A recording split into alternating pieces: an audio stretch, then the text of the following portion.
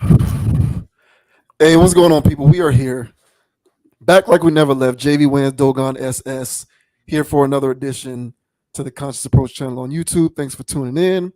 Appreciate Mhm. all the new subscribers. Thank you so much for the support as we continue to kick this logical content. Go ahead and do your boys a big old solid, man. Hit that like and hit that subscribe button if you have not already done so. If this is the first time that you are catching wind of what we like to do over here on this channel, this is your first foray into it, but this is pretty much how we do things each and every week, man. So whether you like what we say, dislike what we say, agree or disagree, the respect of different perspectives is one of the mantras of this channel. So we don't care if you agree with what we say at all. We'd much rather you just engage with the content because that's what it's all about. Diversity of thought, as we like to say. So with that out of the way, we are going to go ahead and get things started off. This individual is most certainly a friend of the channel. We've talked about her on multiple occasions before.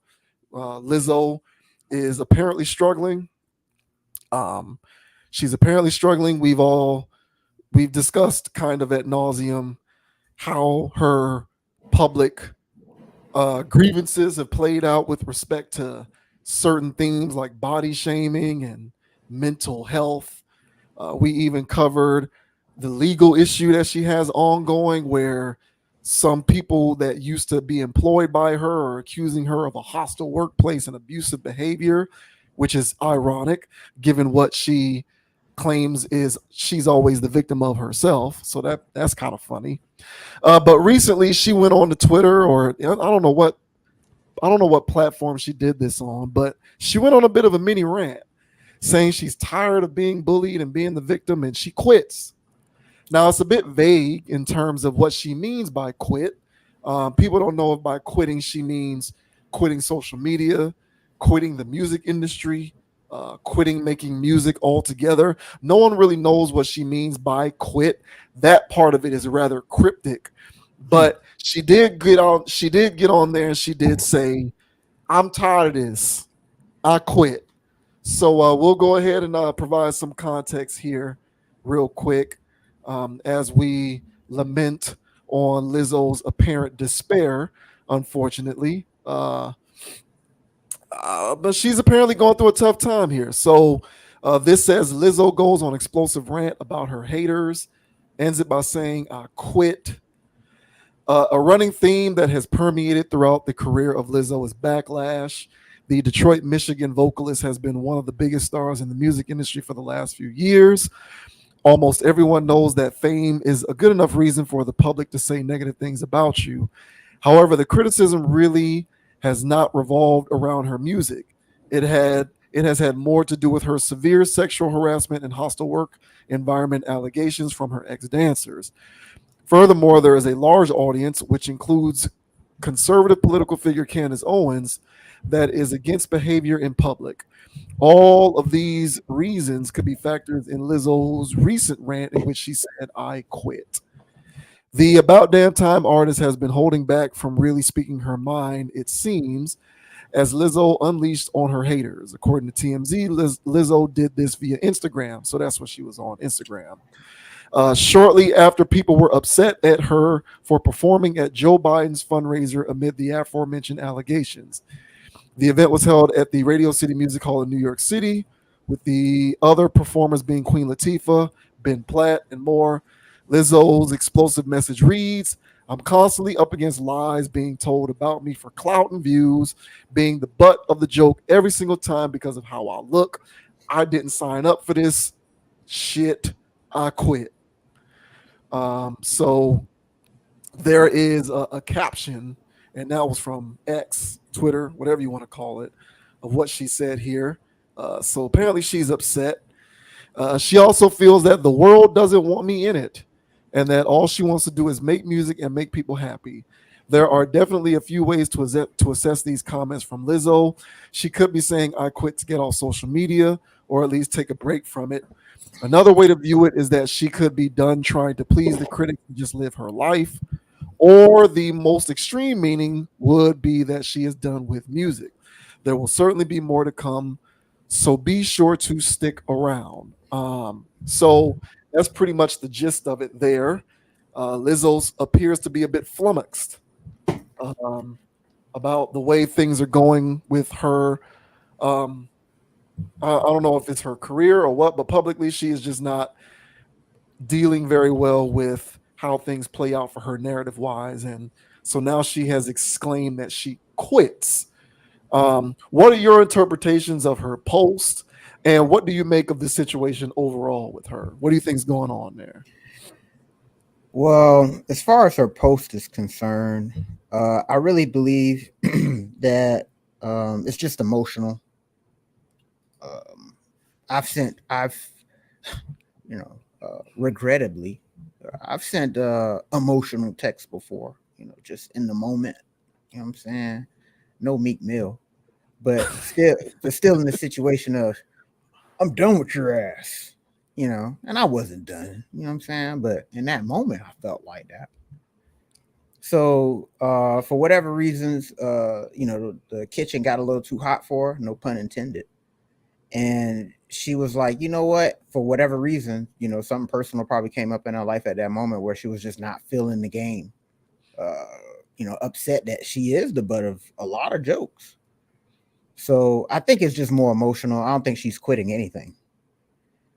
So I think that was just a heat of the moment kind of message just to garner sympathy. It's nobody's paying attention to me, and so I'm a bust out crying and hitting the floor, and everybody, hey, what's the matter? What's the matter, Lizzo?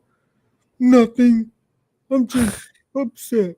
That's all this is. And she's just gonna go out there and start playing whatever instrument she plays and twerking it up, clapping her ass, uh, in public venues, uh, where there's families around.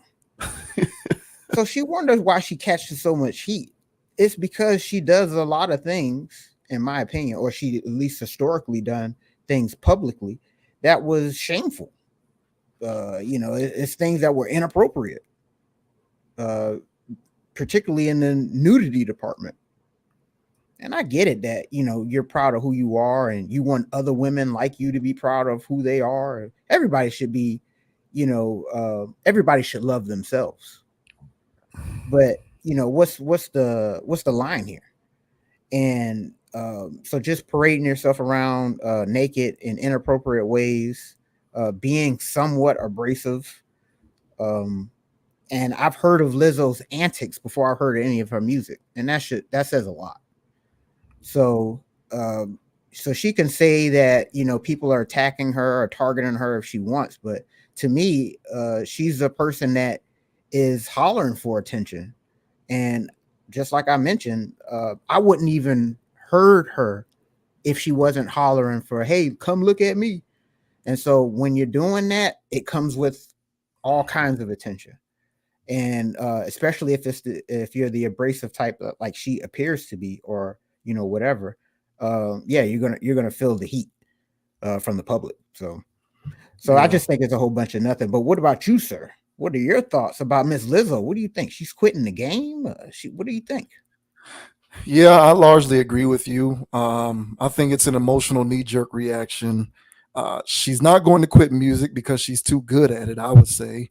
And she's not going to quit social media because there's too much potential gain to be had in the world of attention currency, especially when you are somebody who lives in the public eye and you are a prominent figure in the music industry. Um, your activity online becomes a form of currency because we are now fully thrusted in an environment in which there is a such thing as literal social capital, social currency.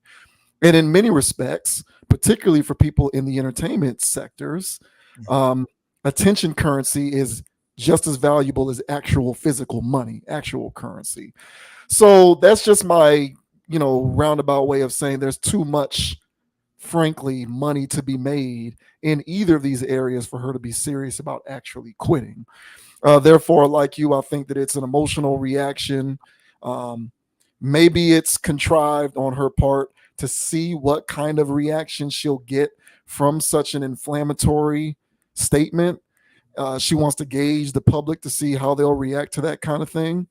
But overall, I don't think at all that she's quitting. But here's the thing about this, and I don't know if you've been following women's college basketball, but right now one of the bigger things that they are talking about, at least the last 24 hours, is Iowa beat LSU in women's March Madness.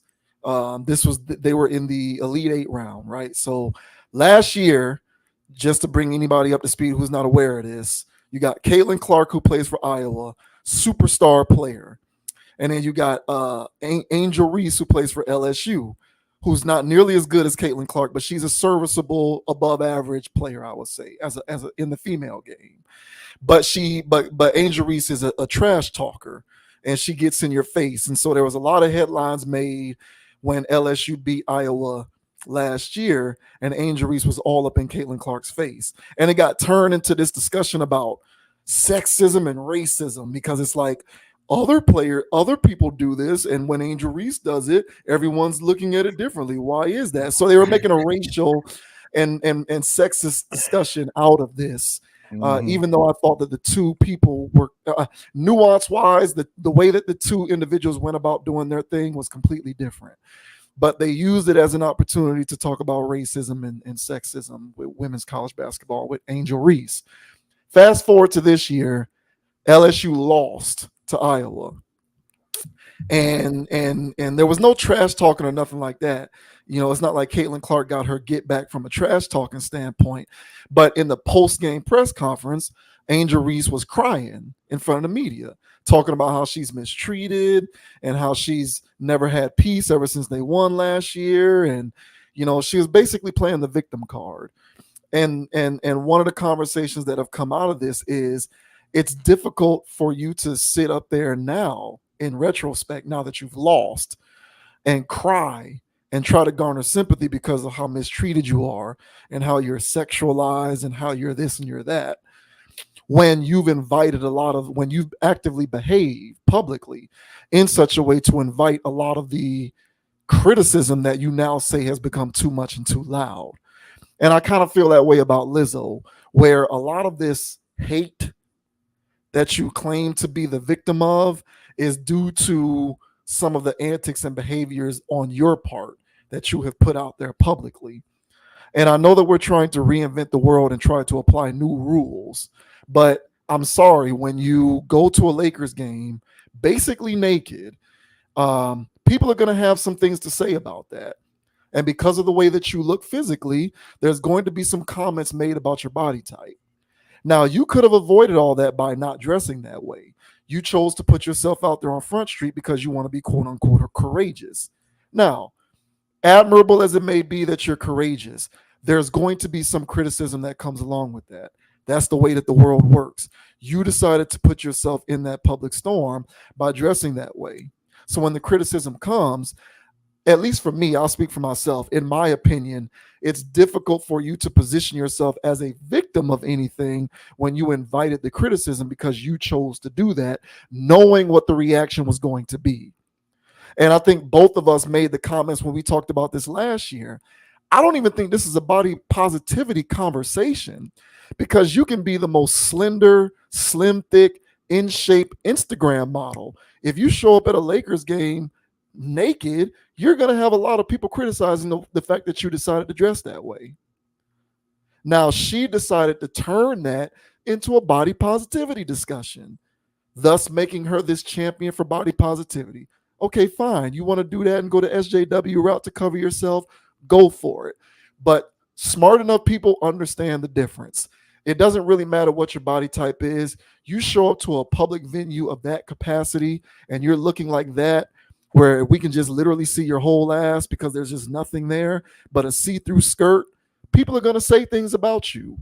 Whether you look like Lizzo or whether you have a body type that's the opposite of Lizzo. To me, it really didn't have anything to do with body positivity, but it got turned into that.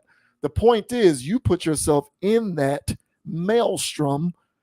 You know what I'm saying? You position yourself to be criticized that way. And so now that you have done these types of things repeatedly, you want to sit there and cry wolf and say, I'm tired of being the butt of jokes for how I look and being criticized overly. Well, there are certain things that you could have done throughout your tenure as a superstar in the public that could have averted a lot of this. And there's plenty of other women, if you want to take it to women who are in the entertainment industry, who position themselves as sex appealing stars and make music the way you make it. And they do their thing and they may dance provocatively and twerk off and do all of this kind of stuff. And they don't get nearly the kind of attention that you get because they know that when they go to an award show or a Lakers game, unless they're prepared to deal with the heat, knowing that it's going to come, probably against my best interest to dress half naked. So people need to understand the importance of being held more accountable. These types of things are silly to me, but this is what you have when you're dealing with a society full of attention seekers. There's no accountability. There's no ability to sit down and in retrospect say, what were some of the strategic decisions that I made that put me in this position in the first place? Rather, you're going to blame the world because you want the world to be remade in your image. And this is not the world according to Lizzo. This is not the world according to JV Wins. This is not the world according to Dogon SS. I'm pretty sure Dogon SS would love to be able to do whatever the hell he wants in public. You damn right. But he knows full well that if he does do these things, there's going to be some critiques made about some of the things that he does publicly. Now, here's the thing about it. If he decided to live that life, more power to him. Go ahead. But he does it knowing what comes with it. And when the result comes, it's difficult for him to say, y'all put this on me. Nah, man, you kind of put this on yourself. All right. A lot of her behavior is due to her own doing. So, we can get into all of these ancillary discussions about whether she gets overly critiqued because of her weight and her body. Listen, at the end of the day, we know how the world is constructed. The world is socially constructed in a particular way in which it does not necessarily benefit one particular ideology over the other. For every 10 people who love what I do or say, there's probably 1,000 more who hate it. Those 10 people who love what I do or say are going to come to bat for me. But publicly, when I do what I do, there's going to be 1,000 more who despise it. And they're going to say something about it. So it is incumbent upon me to know how far I should take it publicly and when it's my responsibility to dial it back if I feel like what I am experiencing has become a little too uncomfortable. And clearly for her, it's become too uncomfortable. But she's an attention seeker. She is a byproduct, a child. She is a progeny of attention seeking Western culture, birthed by the internet and social media. And these individuals don't know how to tell the difference. They don't know how to dial it back. All they know is, I want my attention. Mm-hmm. But when it comes with the negative part of it, they don't know how to handle it. So they just combust. They explode. They can't manage it effectively.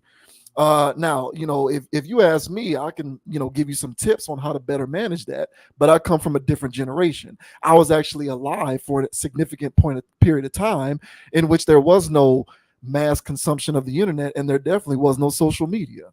So I have a greater perspective, which allows me to understand how to strike that balance. Someone like her completely lacks that.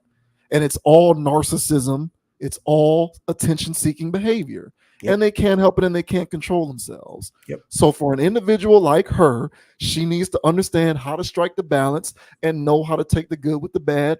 And if you can't handle the criticism that comes along with that, redirect your energy elsewhere and do things publicly in such a way that will allow you to incur a little less of that criticism that you can't take so much and has you wondering whether you need to quit. Yeah, well said, bro. That was the point I was going to make there with the widespread narcissism. It's a westernized normality at this point. Everybody, not everybody, there's a lot of people walking around on narcissism mode. And she's a reflection of this. I was going to say the exact thing, that this is the byproduct of that kind of culture being pumped into America, for the last, I don't know, 60 whatever years, you know, when everybody got color TVs in their house. The show was on. And now we have a society full of people who it's all about me, me, me, I, and teamwork, and sacrificing for the betterment of things, compromising. That's not really a thing anymore. And if you do witness compromising or somebody sacrificing something, it's not really that much, and they felt like they gave you the world by one or two favors. And it's like, hey, this is reciprocity here. It's a give and take type of thing. But that's not what America preaches. They preach it. They preach individualism. They don't. There's nothing about community, about anything. So once individualism is perpetuated for generation over generation, yeah, it becomes a crystallized form of narcissism. And what we're witnessing right now is a mass population full of it. I mean, just driving in traffic, you see the narcissism. So yeah, it's off the charts. This is no different. Yeah, it's the world according to her, as you mentioned. She's just in her own bubble. And I really think she's failing to see it. I don't think I don't think she you can tell her that, but then she's gonna, wrap her way around of how she's the victim still. And that is what we're talking about. That, yeah, you're crazy. That's a crazy way of looking at this. You know, there is no up without a down, and there ain't no left without a right. So, you got to see what's your part in this. And she's neglected to do that her entire career. I don't see it changing anytime soon. So, yeah, this is just another ploy of hers, which makes it hard for me to be a fan of her. I'm a fan of, whatever is popping and whatever is solid, humble, and whatever. And I don't get any of that from her. I get nasty, rude. I'm pretty sure she's a sweetheart, to the people that she loves. Yeah. But Right. if she wants to be the bad girl to somebody else, I see that in her too. And I see she can be, whatever.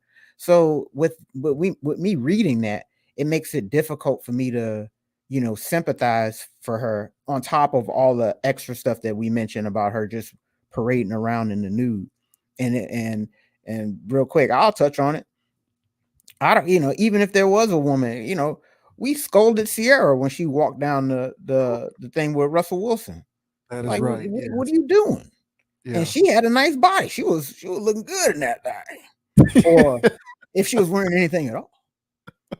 But there was still hell to pay. But that wasn't a Lakers game. That was a red carpet event.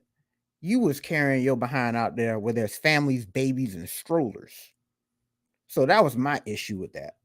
So yeah, man. So she can say whatever she wants, but yeah, point well taken, bro. I think this is a good example of how people cannot see the other side and not having that balance. So yeah, well said, man.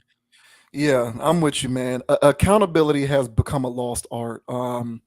Respect for people, respect for others in public spaces, and accountability are two things in the modern day sense that have become complete and utter lost arts. Mhm. Um, uh, a way that she would be able to sidestep a lot of this, hypothetically, is if she were to learn how to measure her social media activity and kind of figure out how she can best unplug at times when she needs it for the betterment of her mental health, right? So, like, don't spend all day on TikTok or Instagram. Spend an hour or two, do what you do, whatever you need to do for your career or whatever you're promoting or you're branding, but unplug, be a human being that's of the world. And you're not always glued to your mentions and your comments and your likes and your followers. But Mhm. the irony in me suggesting that is a narc on her level, a self-absorbed, narcissistic, attention-seeking individual on her level, and she's not the only one, but an Mhm. individual to whom all of that applies on that level, they can't actually do that because they're too addicted to those things to actually pull away. So the ironic thing about it is the very thing that's killing them is the thing that they can't put down. She'll never be able to put the Instagram down. She'll never be able to put the TikTok down. She can't put any of this down. She's too, it's an appendage at this point for her and others like her. It's become a third arm. It's a literal appendage. So the thing that would help them is the thing that they can't do because the thing that is killing them is the thing that they're addicted to. It's like an alcoholic. Alcohol is eventually going to kill a person who's addicted to alcohol. Tell them to put the bottle down, they can't do it. They can't stop. They need to keep drinking, but that alcohol is eventually the thing that they need is the thing that's going to kill them at the end of the day. And that's what you got going on with these narcs out here, man.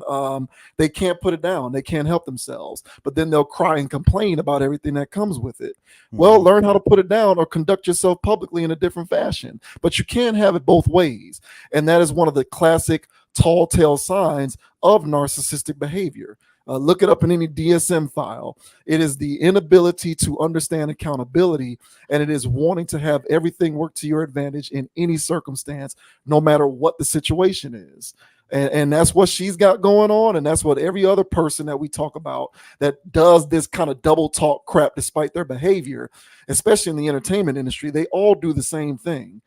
And it's a joke, but it is a reflection of hyper narcissism, which is running rampant. And I don't see how you can disagree with that. Hey man, I don't see how this changes with the current the current setup is what got us here. And the current setup ain't changing. It's only evolving to more degenerative things. So, man, I don't know. Everybody hollering mental health, but ain't nobody getting it. Hey man, best of luck, Lizzo. Best of luck. Yeah. Man. Yeah. Good luck, Lizzo. I don't know if you're quitting for real or not, but I hope you get the how they say, I hope she gets the help that she needs. Yeah, on some Draymond. Yeah, right. Yeah. Oh man. Fucking Draymond. You talk about narcs. What a crazy person. All right, now we're gonna get into comments made by little known rapper, underground, low key. IDK is one of those rappers you don't really know who he is unless you're a hardcore fan. But he's on the, I guess you would consider him up and coming because of how young he is, his age. But he made some comments that got people talking recently when he said he thinks the big three should retire and make way for the new generation. So for anyone who doesn't know what the big three in hip hop refers to, it refers to Kendrick Lamar, J. Cole, and Drake.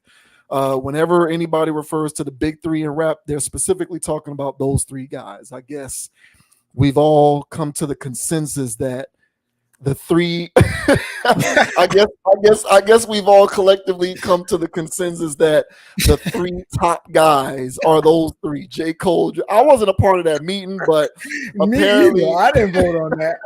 Apparently that meeting took place somewhere in a darkened room, and it was decided by the coalition that Drake and Kendrick and J. Cole make up the big three. The Confederation. Right. Well, IDK thinks that these guys need to move over and make way for the new generation, and people aren't necessarily liking what he had to say here. So this article says IDK catches heat for suggesting Drake, Kendrick Lamar, and J. Cole should just retire. The big three discussion has dominated the hip hop space over the last few weeks. It's become such a notable talking point, in fact, that rappers who don't even have a connection to Drake, J. Cole, or Kendrick Lamar have taken to social media to give their opinions on the trio's legacy. IDK is the latest rapper to get in on the discussion. Rather than debate which of the big three is the best, however, he took a broader stance that had some Twitter users up in arms. IDK's tweet was simple yet controversial. The big three need to retire and make way, he wrote on March 30th. Wanting to see rappers rise up and take the mantle is not an especially hot take, especially since the trio of Drake, Cole, and Kendrick have been making hits for close to 15 years. It was the suggestion that they should give up the mantle, however, that rubbed fans the wrong way. IDK's tweet was flooded with responses telling him to snatch the crown and put in work to dethrone the big three himself. IDK addressed these responses the next day when he tweeted, "Dry humor doesn't work on this platform." The rapper's attempts to make light of the semi-viral tweet didn't stop fans from calling him out, though, so he decided to use Kendrick Lamar's lyrics to bolster his original point. He retweeted a screenshot of 2010's Monster Freestyle, in which K-Dot raps that Jay-Z should have retired. IDK posted the screenshot along with the message, "This is also Kendrick." So yeah, Mr. IDK, he walked it back. He tried to make it seem like he was joking. I don't know if you're falling for that or not. No. But what do you make of IDK's comments that the big three should retire? I mean, this is just, what is that? What is that? All right, so I don't know who this person is. Sorry, IDK fan. Sorry, IDK himself, because I'm pretty sure he's gonna run across this video. So, hey, man, my bad, bro. I don't know who you are. So that's no slight. I'll probably listen to it. So publicity worked. So publicity worked. Hey, good job, sir. Engagement is engagement. Any publicity is good publicity. So it worked in this context. So I'll give him a listen, but I'm different than others, Mr. IDK. I don't like being tricked. So just the same thing I mentioned in the last topic, where I heard of Lizzo's antics before I heard her music. You're already starting off on the wrong foot. So with this situation here, it seems a little backhanded, a little, I got something for y'all. And I feel like he had that receipt lined up for the criticism. I felt like that's what I'm saying. Now this was weird. And this is also your boy Kendrick. He said it. So it's like, you doubling down and basically backing it up. Basically saying that the point is valid. So to me, this whole exchange is weird. I don't do face piercings. I don't know what's going on with this stuff. So this guy to me seems real gimmicky. Real Troy Ave energy. So I'm not really vibing with that, but I'll still listen to his music, man. Because if he's saying some stuff and he be snapping, then I might have, his first impression was a bad one. So, but that's just my first impression and my thoughts on bro here talking about they need to move aside. I got more to say on that, but that's just initial. Sir, what do you think about Sir IDK? Yeah, I think he may have been tongue in cheek with it, but I think that oftentimes when people say things passive aggressively or they're tongue in cheek, they can say that they didn't mean it or it was a joke, but there was at least a decent amount of sincerity in their comments, right? Mm-hmm. That's what passive aggressiveness is all about. Like, don't take me seriously. I'm just saying stuff, but it came from somewhere where they kind of do feel like that about life. So I feel like this guy, who probably wants to be a bigger name in the game, probably thinks he deserves to be a bigger star. And even though he's not necessarily citing any of the members of the big three directly as the reason why he's not bigger, he also realizes that were they no longer to exist, there would be like a gaping hole that needed to be occupied by new blood, so to speak. And I don't know if in his mind, maybe he thinks of himself as a potential part of that new blood that can occupy that space. But my point overall is that I think it at least came in some small way. It was a little sincere, at least to a small degree. But I hate this. I don't like this. The spirit of the comments to me are absolutely utterly disgusting. Yeah. And it reminded me, I don't like it when, and I'm gonna sound like old get off my lawn guy. Hey bro, hey. We born in the 80s, dog. We don't play these games. I don't like it when newer generations, younger generations, whatever, snot nosed, loudmouth, social media addicted, non work ethic, non accountability having jits want to tell people, want to tell the generations ahead of them that despite the fact that the older generation is still dominating, they need to move out of the way and let the new school people have their turn. No, like nothing is given to you. You don't just you don't get something as a gift. You have to earn it through the work that you put in. What kind of bull job is that? To quote Shannon Sharp. Like what are we doing here? Like you want it to be handed to you? If you bought that life and you're so good, go ahead and claim your spot. What the hell is this whole you need to retire thing? I don't like stuff like that because it speaks to this hyper obsession with youth and ageism that we got going on, not just in the hip hop industry, but in the world at large, where it's like people just want to throw you in the trash once you turn 30. Like you have nothing to contribute to the world because you're 30. Oh, he's old or she's old. Move out of the way, old person.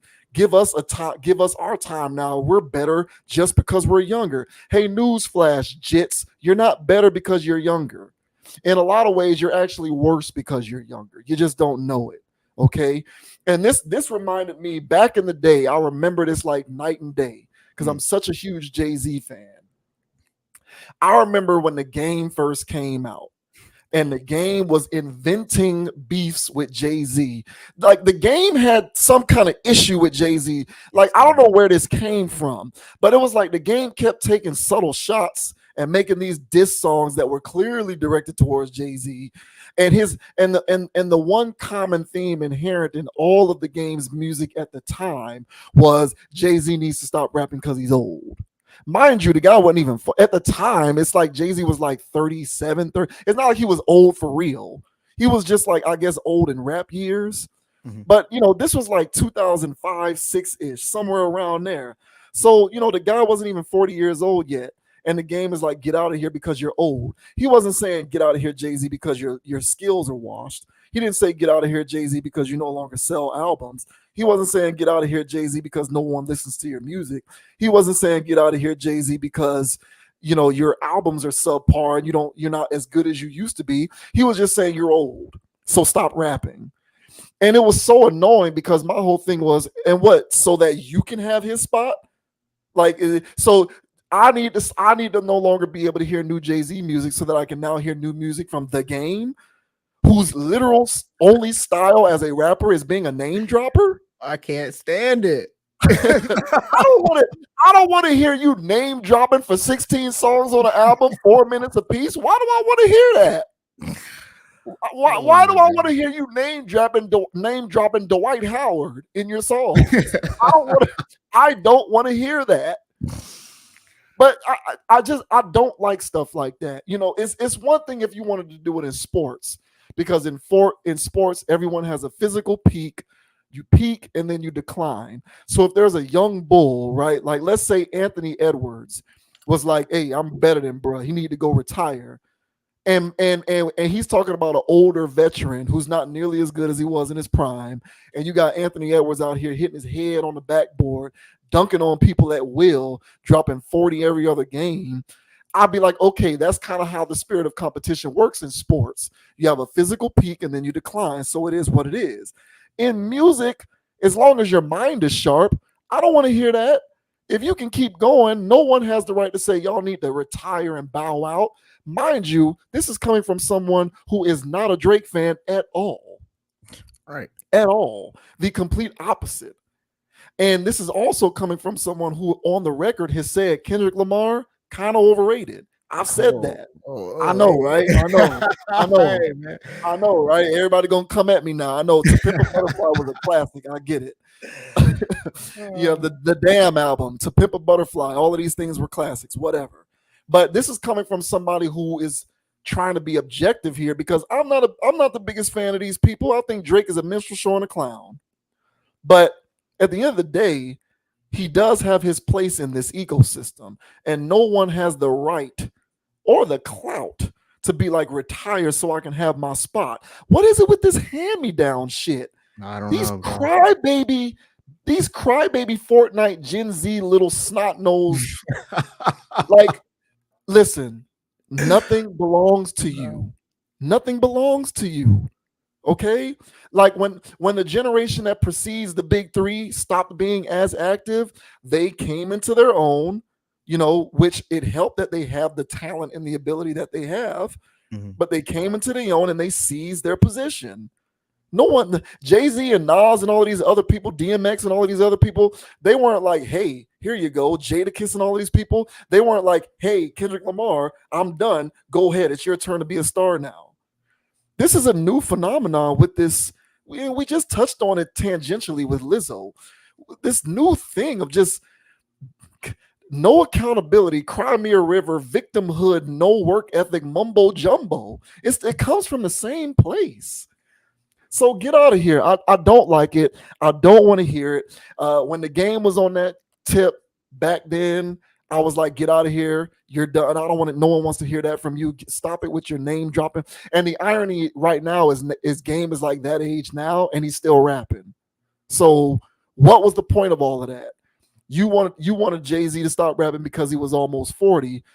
And the Game, I believe, is either close to or at this point 40, somewhere around there, and he still be rapping. So what the hell was all of that for? And I'm just, this is just crybaby attention seeking behavior 101. And he can say that it was a joke and it was tongue in cheek and whatever, but that stuff tends to at least come from a small place of sincerity. So I'm not buying that BS. And these people need to stop it with this. It's a joke. It really is. Hey man, I'm sitting here looking up how old bruh is. Man, he was born in 92. So this guy's 31 years old. He's gonna be 32 next month. Bro, on this, if you're following the old head guidelines, bro, you got like a 3-year window. Then you have to give it up again. What are you talking about, bro?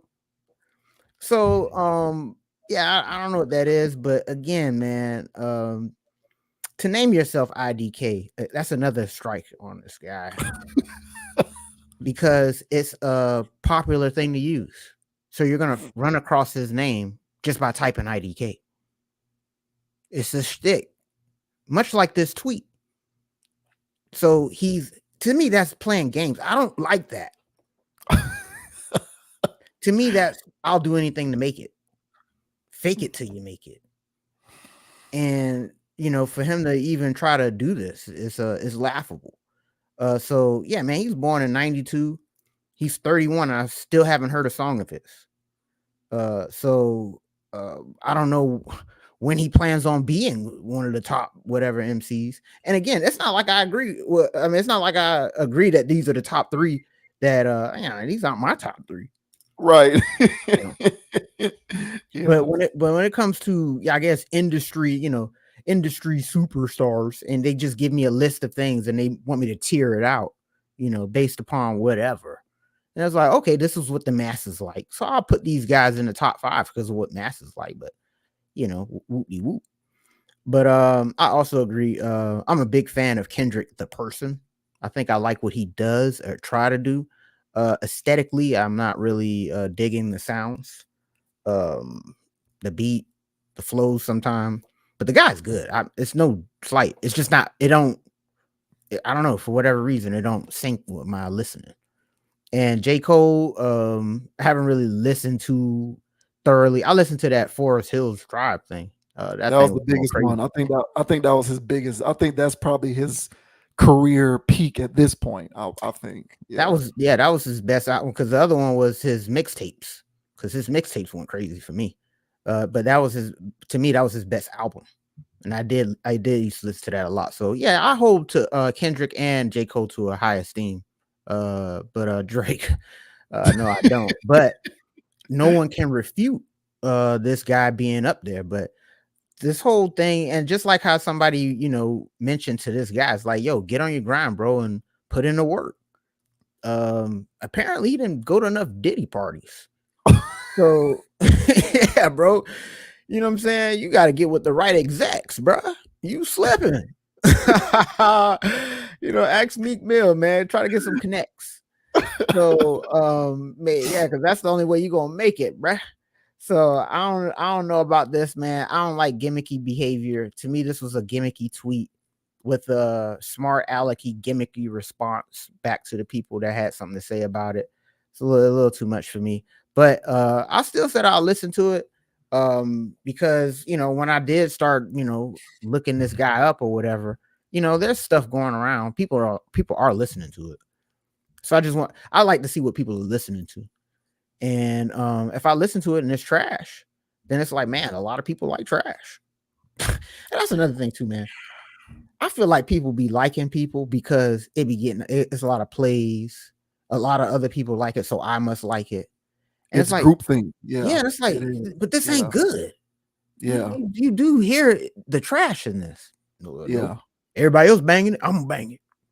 That's how I And feel about Drake. That's how I feel about Drake. I feel like people be knowing that it's not good, but I think they've been programmed to automatically default to the position that if it's Drake, they gotta like it. yeah, I Because mean, I mean, there's no way that all of y'all can just like. There's no way that all of these people can just like all of these Drake songs. They don't be that good. They don't. They don't be good at all. And I think Drake is such a troll at this point. He knows that he can just make dumb shit, and it's like, oh yeah, like Drake is ascending to the point of Beyonce, Taylor Swift level in terms of having like zombie fans. oh yeah, yeah, And totally. but I agree with you 100%. I think it's groupthink mentality. I think people are programmed to believe that if it's Drake that made it, it must be good. Very much in the same way that people are programmed with, like, speaking of Kendrick, this weird thing happened with Kendrick where he just kind of got lumped in with consciousness, Mhm. even though he's not a conscious rapper. So now when Kendrick does things, people are already kind of programmed to believe that he's on a conscious tip. Yeah. Even though a lot of times with his music, he be rapping on surface level stuff. But because he's the one who's doing it, it must be on a higher plane of thinking. And it's like, no, not all the time. It's not like that all the time. Sometimes this guy got on a remix with Future rapping about Molly Percocet, the Mask Off remix. Like, Kendrick is not always on that. But it's like people get their preconceived notions and they stick and they just don't go anywhere. But I think it's groupthink. I really do think it's groupthink mentality with this music stuff, because I agree with you. It don't be good, and I don't even think that that's my old school ear. I think that that's my objective ear. Like, why do y'all think It's this is totally good? objective. I've Yeah, I've heard, because I was partial. I'm a big Timberland fan. And when 808 Mafia started doing what they were doing, I was like, hey man, this go hard, and this crazy. And I was like, well, these guys can't be better. I've heard some beats that rival or are better than Timberland beats that Southside did, and what TM88 did. Those right. guys, I mean, they've done some very high quality stuff. And so to the point where I was like, why y'all giving Young Thug beats? I was so upset when that whole wave started. Why y'all giving Young Thug beats? But yeah, nah, I know. Yeah. But still, I if I hear something new, people say 808 Mafia and stuff. Granted, they're not new, but if they're my whole thing is, I'm not, even if I have a strong bias towards, a group, a era, a individual. If I hear something that's new from a new person that rivals it, or whatever, I'll listen to it. There's some rappers that I listen to that are younger than me. That's kind of weird. By the way, I don't wear jerseys of people that are younger than me. I think that's weird. But honestly, if the guy is good enough, he respects the game or whatever it is good enough, then I would wear a jersey to support. You know what I'm saying? But same thing with young rappers. I'll listen to them if they good. But if you around here trying to tell me about the game of life and how I work out here and all this other stuff, how these young trap rappers try to tell me how life go. It's like, nah, bro, you still got a lot of living to do. I don't want to hear your life lessons, you know. And but I'm willing to evolve, you know. So I'm not out here. I'm not a get off my lawn person. I know you ain't either, but it sounds like that. You know, Right. Yeah. it sounds like that because we come from a different generation and we have a standard. And right now the standard's not being lived up to. So yeah, man, I'll call this stuff out all day. I'll call out this behavior all day. I don't care for this stuff, man. The more I Yeah. talk about it, this Yeah. IDK guy, man, the more I don't know about him. So Yeah. Yeah, he needs to sit his ass down. And care for that, yeah, man. I've said this before, but rap's greatest impediment Mm, is its hyper obsession with youth. That's its greatest problem. Now, yeah, man. it has many problems, but as it continues to age, it clearly, glaringly to me, in my opinion, is Mhm. starting to show how much of an impediment to its evolution hyper obsession with age is. And these kind of comments kind of speak to that. Because what the hell does that even mean? They need to retire for what? What is retirement? As long as your mind is sharp, what do we do? This is not basketball or football or you know what I'm saying? We're not playing a sport where there's a physical window that you have to capitalize on. This is like the mind. And as long as the mind is sharp, there's no retirement that needs to be had here. But Mhm. if he is of the mindset that if you're rapping, you need to be a certain age, then of course he would make dumbass comments like that. But that to me is a tremendous impediment to this game overall. And it's one of the many things that has it, in my opinion, in the shitter, in my opinion. Agree. Yeah. I can't take that tweet or this person serious right now. So Yeah. Yeah. sorry, Yeah. IDK. Yeah. What that You're was for. done, bro. But you made it here. You made it here to conscious approach, though. Hey So man. Hey, welcome, good, bro. good. Yeah, good look there. Good Yeah. looking. Hey, hit like and subscribe, bro. We be chilling, though.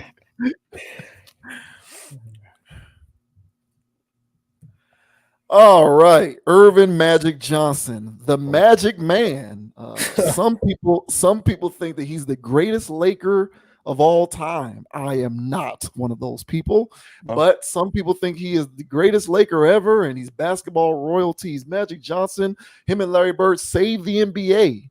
You hear all the old heads talking. The NBA was on tape delay before Magic and Bird. You know, some people think Magic is the greatest player of all time. Well, Magic routinely gets on the social media and posts stuff. And he recently declared that Beyonce is the greatest female entertainer of all time. So these comments struck me as a bit interesting. This here says Magic Johnson declares Beyonce the greatest female entertainer of all time. Magic Johnson has left no doubts about where he stands in terms of his favorites in music, singling out Beyonce as his pick for the greatest entertainer ever among women. On Friday, which was March the 29th, soon after the release of Cowboy Carter, the NBA legend shared a photograph he took with Queen Bee a few years back, along with a heartfelt note about her excellence and legacy. Beyonce, it's only fitting that I recognize a living icon as the world tunes in to listen to your newest album, Cowboy Carter, which just dropped today, he wrote. You are Lord. truly you are truly a multifaceted force with dominating presences as a singer, songwriter, director, actress, record producer, and entrepreneur. With over 160 million records sold, countless awards won, including a historical 32 Grammys, featured roles in 8 movies, 2 fashion lines, and now a new hair care line. It's What? impossible. It's impossible to argue that your influence on culture is irreplaceable. The former Lakers guard concluded, "You are women's history. Just like I say, Michael Jackson is the greatest male entertainer of all time. You are the greatest female entertainer of all time. I'm looking forward to seeing how you bring more representation into the country genre and continue to use your platform to uplift and amplify the Black voice." Oh my God. Oh Lord. Magic Johnson thinks so very highly of Beyonce, greatest female entertainer of all time, and spared no expense because he went so far as to list all of those aforementioned accolades, man. So what do you make of what Magic tweeted there? That was a tweet, right? Was that a tweet? I think it was a tweet. I I feel like can't that's believe. no, that was on Instagram. That's too many characters for Twitter or X. Wow. But yeah, what do you got to say, man? You got to be feeling him on this, right? You got to agree. Beyonce is the greatest entertainer. I'm being sarcastic, but you gotta agree. Beyonce is the greatest female entertainer of all time, right? You agree with Magic, right? Whoa, hold on now. Greatest entertainer, that is debatable. The entertainer, it is debatable. But I'm not just gonna give it to her. I got to do some archive work. I didn't really think about that. I did put her up there as like she's not a good singer, she's a good entertainer. But greatest of all time, I feel that's a little inflated. I don't know if I want to go say that. So I got to do some research on, you know what I'm saying, the past before I give her a nod on that. But wow, you talk about a paid sponsor. Holy mackerel. Like that was the most non-authentic, disingenuous IG post I probably have ever heard, bro. Like you talk about greatest of all time. That was like one of the greatest like troll jobs of all time. There's no way anybody. Well, I can no. I'm sure people. No. Some people read that. I mean, Yeah. Yeah. some people Do read not that. I take was it. like, Yes. you know what? Don't take it for granted. A lot of people believe that he wrote that, number one, and they also believe and they also agree with it. Absolutely. I mean, I didn't know if that was Magic Johnson or Shay Shay. That sounded like a Shay Shay intro. Yeah, multi Grammy Award winner, the greatest entertainer of all time. Yeah, all that stuff, man. That's the same type of spill, man. Like no one talks like that. So I was willing to debate with him if he really felt like that. He probably do, but like you said, he didn't write that, and that was just like that was a very disingenuous message that I heard right there. So I can't say that I'm agree with that. So yeah, I don't care for this paid sponsorship. She needs to call in reinforcements. This cowboy thing is a disaster for her. Now, some people may say that, oh, they may look at record things or whatever and whoop de whoops and Billboard charts, even though I don't even know if it's how good it's doing there. But just how this whole thing rolled out, how it's being received, certain levels of pushback, she's never really received this. Her entire career, every time she drops something, it's always a steady incline, or if not a spike. This one, she's catching turbulence straight out of the terminal.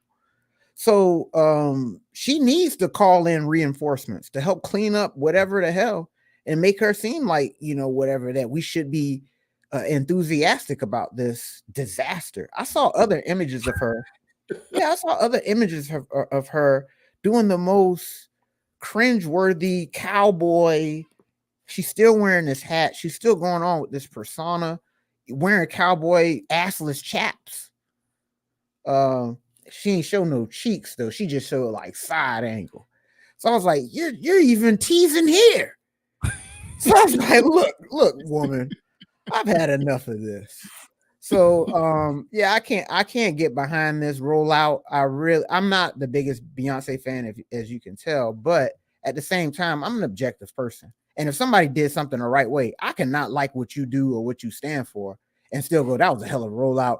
I can see why so many people fell for that. But this, I think people aren't falling for it. Hence, paying for Magic Johnson to unmute and say this ridiculousness. So I'm pretty sure there's going to be more people out here parroting these kind of talking points, because I think this level of brainwashing at this point in her career, where she actually kind of has receipts, like I said, it's arguable from a person that is not even really a fan. So if she can push this narrative, much like how the LeBron is he as good as Jordan narrative got, promoted and pumped every day on TV to the point where it carried over to basketball courts and barbershops. If they continue this, I think this would be a healthy campaign for them, for people to really start just throwing her up there as like, you know what, she's the greatest entertainer of all time, and it's going to be hands down, much like how people hands down that Jay-Z's the greatest rapper alive. which is to me, sir, is debatable. That's fine. Yeah. But yeah, man, I'm just teasing. But what are your thoughts, man? How do you feel about Miss Carter, Cowboy Carter, getting an endorsement from Sir Magic? It is debatable. But you're also talking to somebody who believes Kobe Bryant is the second greatest basketball player of all time. Boy, you So got the hot trust take me. today, Yeah. bro. So trust me. A dissenting opinion does not offend me one way or the other. I don't That's give fair. a damn. That's fair. And now you use the word endorsement, and that's very, very apropos. That is perhaps the perfect word to use to describe what's going on here. This to me read like an endorsement of a political candidate. Yeah, yeah. It was carefully crafted, clearly written by a publicist or a PR person, Mhm, and it was posted to his page on his behalf. mhm. And that's the part about this that, to me, even if you do agree with the sentiment of the message, you gotta roll your eye. Like if you read that post and Wow. you don't roll your eyes because of how contrived it is, then you truly can't tell what's real from what's fake anymore when it comes to this internet stuff and this social media stuff. He did not write that. Now, for all we know, he does agree. But Magic Johnson is a man who, at this point, clearly, based upon his social media activity, one can surmise is for sale. He will allow his social media platforms to be used for any reasonable purposes so long as he receives the kickback that he's looking for. Does he agree with the fact? Does he agree with the idea that Beyonce is the greatest female entertainer of all time? Maybe, but my thing is, I don't know how he really feels because he didn't write that shit. That's what I'm saying. He didn't write that. Whoever he what's the word I'm looking for? Whoever he outsources his social media accounts to wrote that on his behalf, and it looks and reads the same way that a political endorsement reads, Mhm, which is fake as hell. That's mhm, how it reads. Like mhm. whether he feels that way about Beyonce or not, this reads fake as shit. It reads so fake, like listing off all the credentials and the including 29 or a record 29. Like it reads like someone wrote that. Where he get them Like if stats? Where he went to yeah, go look that up? yeah, like if Magic Johnson was on ESPN First Take, that would be the equivalent of him saying, "Hey, stat person, bring me these stats," and then he reads the stats on national TV. Or if Basically. he was a political candidate, his speechwriter wrote that, and he just read what his speechwriter wrote. Like it's not coming from a place of being genuine. And so, because the foundation of these comments are rooted in like fakeness, I can't take them seriously. Now, if we want to debate whether I agree with you, I think it's arguable that she is the greatest female entertainer ever because she clearly the metrics supported, Yeah, her fans, the shows, all of yeah, that. yeah, She goes crazy. When yeah, she did the Super Bowl halftime show, she moves units. yeah, She yeah, yeah. moves units. So it's arguable that she's the greatest female entertainer ever. But my point is, if you were to actually talk to Magic Johnson about that, he wouldn't know. And I can't and maybe he does, but the carefully crafted aspect or the nature of these comments of his, which are so carefully crafted, so PR driven, so written, pre-prepared by a publicist or a speechwriter, I don't know how he actually really feels about her as an entertainer. I just know what his publicist told him to say. Basically. And this is so weird. And my thing is, these kinds of, and Magic, this isn't the first time, mind you. Whenever Magic Johnson tweets or does anything on social media, this is how it reads. I don't know what his real opinion on anything is because That's actually kind of smart now that I think about it, man. they all read this way. He's a Uh, he's a he's a he's a retired basketball politician. That's yeah, what he is. yeah. Like I don't know how he really feels about any of this stuff because all of his stuff reads like this. That's actually kind of Just smart. super carefully crafted. That must have went through 10 different proofreaders before the person who manages accounts actually put it on there and hit the send button. Because he didn't do it. Yeah. Someone else manages his accounts, has all of his logins and his passwords. And once it went through 10, 15 different revisions and proofreaders, then that person got it, put it in the Instagram, found a photo somewhere on Getty, and hit Yeah. send. You know what I'm They, saying? Like, yeah. what this fake? And so I don't know. I guess my main takeaway from all this is why put any stock in these comments when you know that they're fake? Even if the comments themselves you agree with. You might be the biggest Beyonce stan in the world and think that she is the greatest female entertainer of all time. But these comments are such BS. Like they were written by someone who doesn't manage his stuff, doesn't write any of this. You don't know how he feels about any of this stuff. I guarantee you Mm-hmm. I guarantee you Mm-hmm. that if someone wanted to post on Magic Johnson, like let's say something happened that was noteworthy with Taylor Swift, and somebody wanted to use Magic Johnson's Instagram as a place to put something like that, but about Taylor Swift and not Beyonce, you'd see the same thing, because he's for sale. He's a billboard. He's like a NASCAR driver. Now there's other people in his position who say stuff, but you can read it and tell this guy wrote this. Mm-hmm. And even if it's so carefully crafted from a grammar and syntax standpoint that maybe you can surmise he himself or she herself didn't actually write it, you at least know that they played a heavy hand in the message itself. Mm-hmm. This reads like a political speech. So it's just the fakeness that I don't like about it. To me, I don't even get. If you want to say, I don't know. Like I would say, Taylor Swift fans have an argument to make on that. I'm guessing. I'm guessing. I'm guessing Taylor Swift fans would love to debate who's greater between her and Beyonce all time. I can't. That's not even close. But they will, though. They'll debate it. My point is, they are willing Oh to have a yeah. Oh, conversation about Colt that. versus Colt. Hey. I, Yeah. I'm yeah, Yeah. I'm saying group versus group. So Yeah. like Yeah. you Yeah. know, Yeah. Beyonce's Beehive Yeah. versus Taylor Swift's Swifties. Yeah.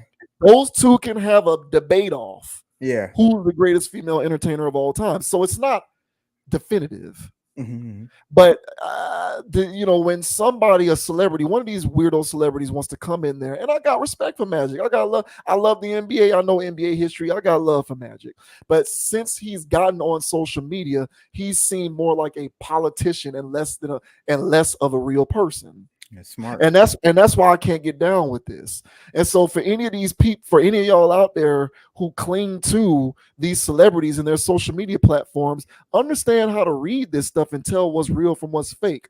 At the end of the day, we don't really know how Magic Johnson feels about Beyonce. I'm sure he appreciates her, but that was such an over-the-top, carefully crafted, pre-written, political, speech-like post. I just can't take it seriously. Yeah, man. His page. That's smart, bro. Because Magic, he's liable to say anything.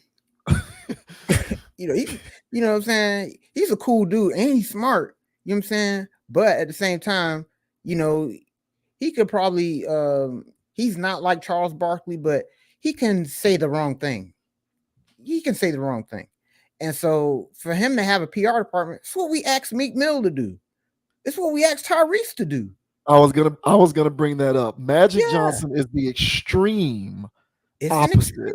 Oh yeah, of what we think Meek Mill and Tyrese need to be doing. yeah. Like if Meek Mill and Tyrese are on one side of the seesaw, then what Mhm, you got with Magic is the other side of the seesaw.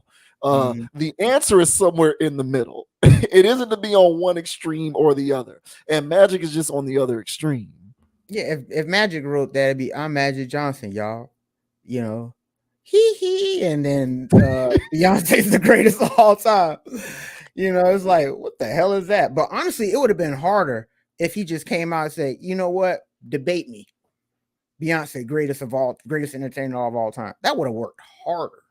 Yeah. People would have been like, oh, but when it comes off like this, see, this is kind of similar. This is a ploy, a tactic. I don't like this.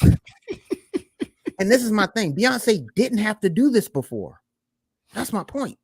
She didn't have to do this. Solicit. This is my apartment complex. Clearly got a sign up front, no solicitation, and I still got a damn Chinese thing menu when I come home. Yo, what y'all coming here for? Soliciting. So same thing, man. This is unsolicited. I didn't ask for this, but she needed it this time. She needs positive PR. Another thing too is with all these allegations swirling everywhere and stuff like this, people's public images right now are wild. Everything's ambiguous and people are questioning everything and everyone. So the better the PR, the better your name is, all that. I think all of these components are all in play when it comes to this. So Beyonce never had to do this before. She would drop an album randomly, on the streets. People would find out, word of mouth. I'm at Walmart, I'm working, I'm doing my thing. All the girls is going crazy. Oh my God, Beyonce done dropped the album. She ain't tell nobody, oh my God, it's out. And then, she didn't need Magic for that. So for me, this is signs that we had to call in reinforcements. It don't look good for her. But this is no different than the little kind of game that old boy played in the last topic we talked about, where it's just any pub is good pub. But now I'll go ahead and entertain that question. Is she the greatest female entertainer of all time? We can debate that. People in the comment section, man, let us know, what do you have Beyonce ranked as far as entertainers? Now, singers, she's not even in my top 10. Let's go ahead and get that established.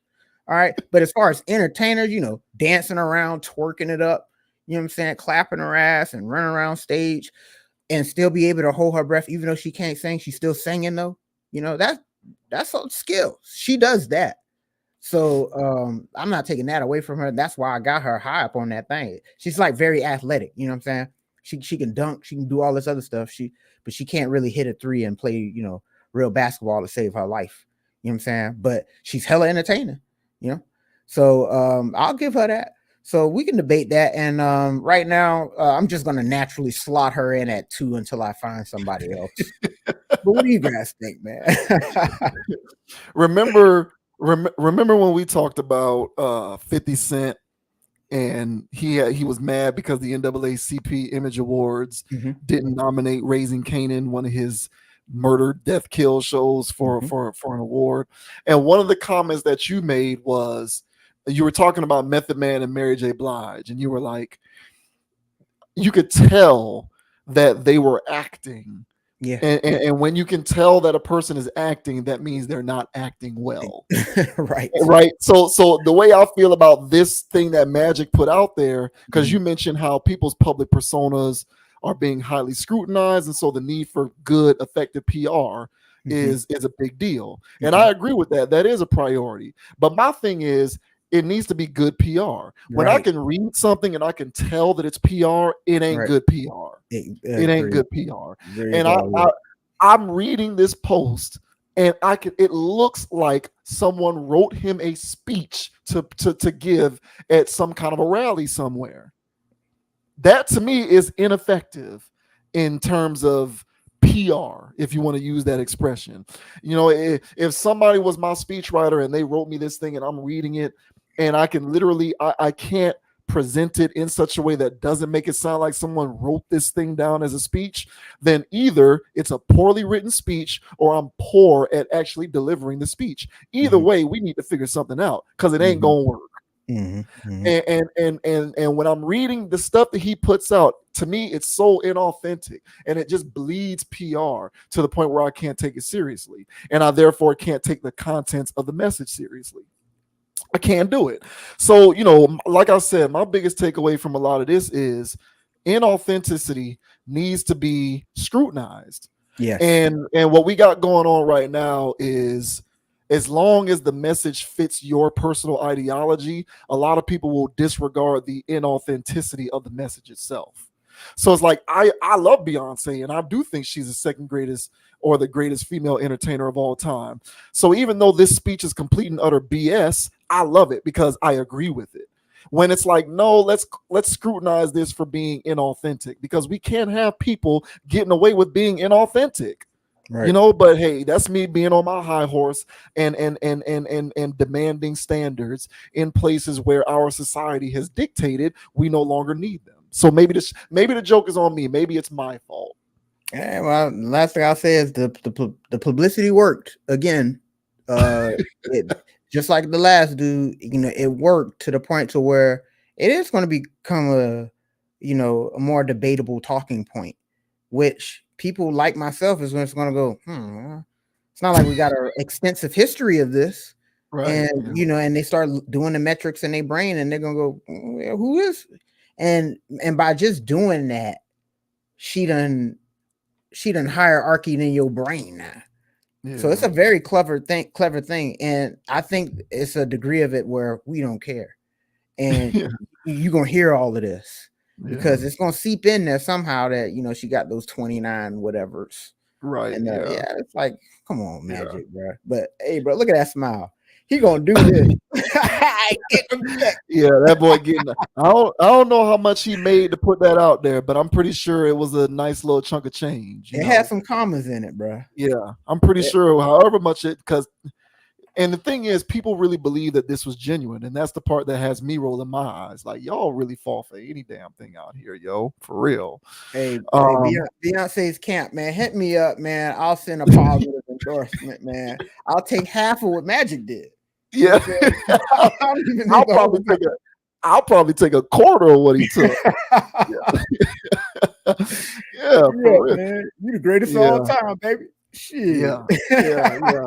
I'll say anybody the greatest ever. You can get me to say LeBron is the greatest ever for the right amount of money.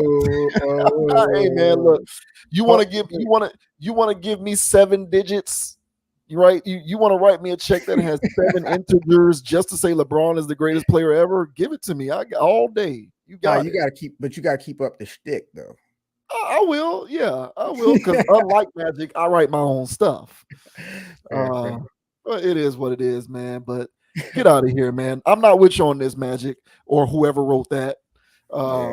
But Cher, Celine Dion, I'm pretty sure there's a lot of different camps that can debate that. Not saying that any one of them is right or wrong. I'm just saying it's debatable.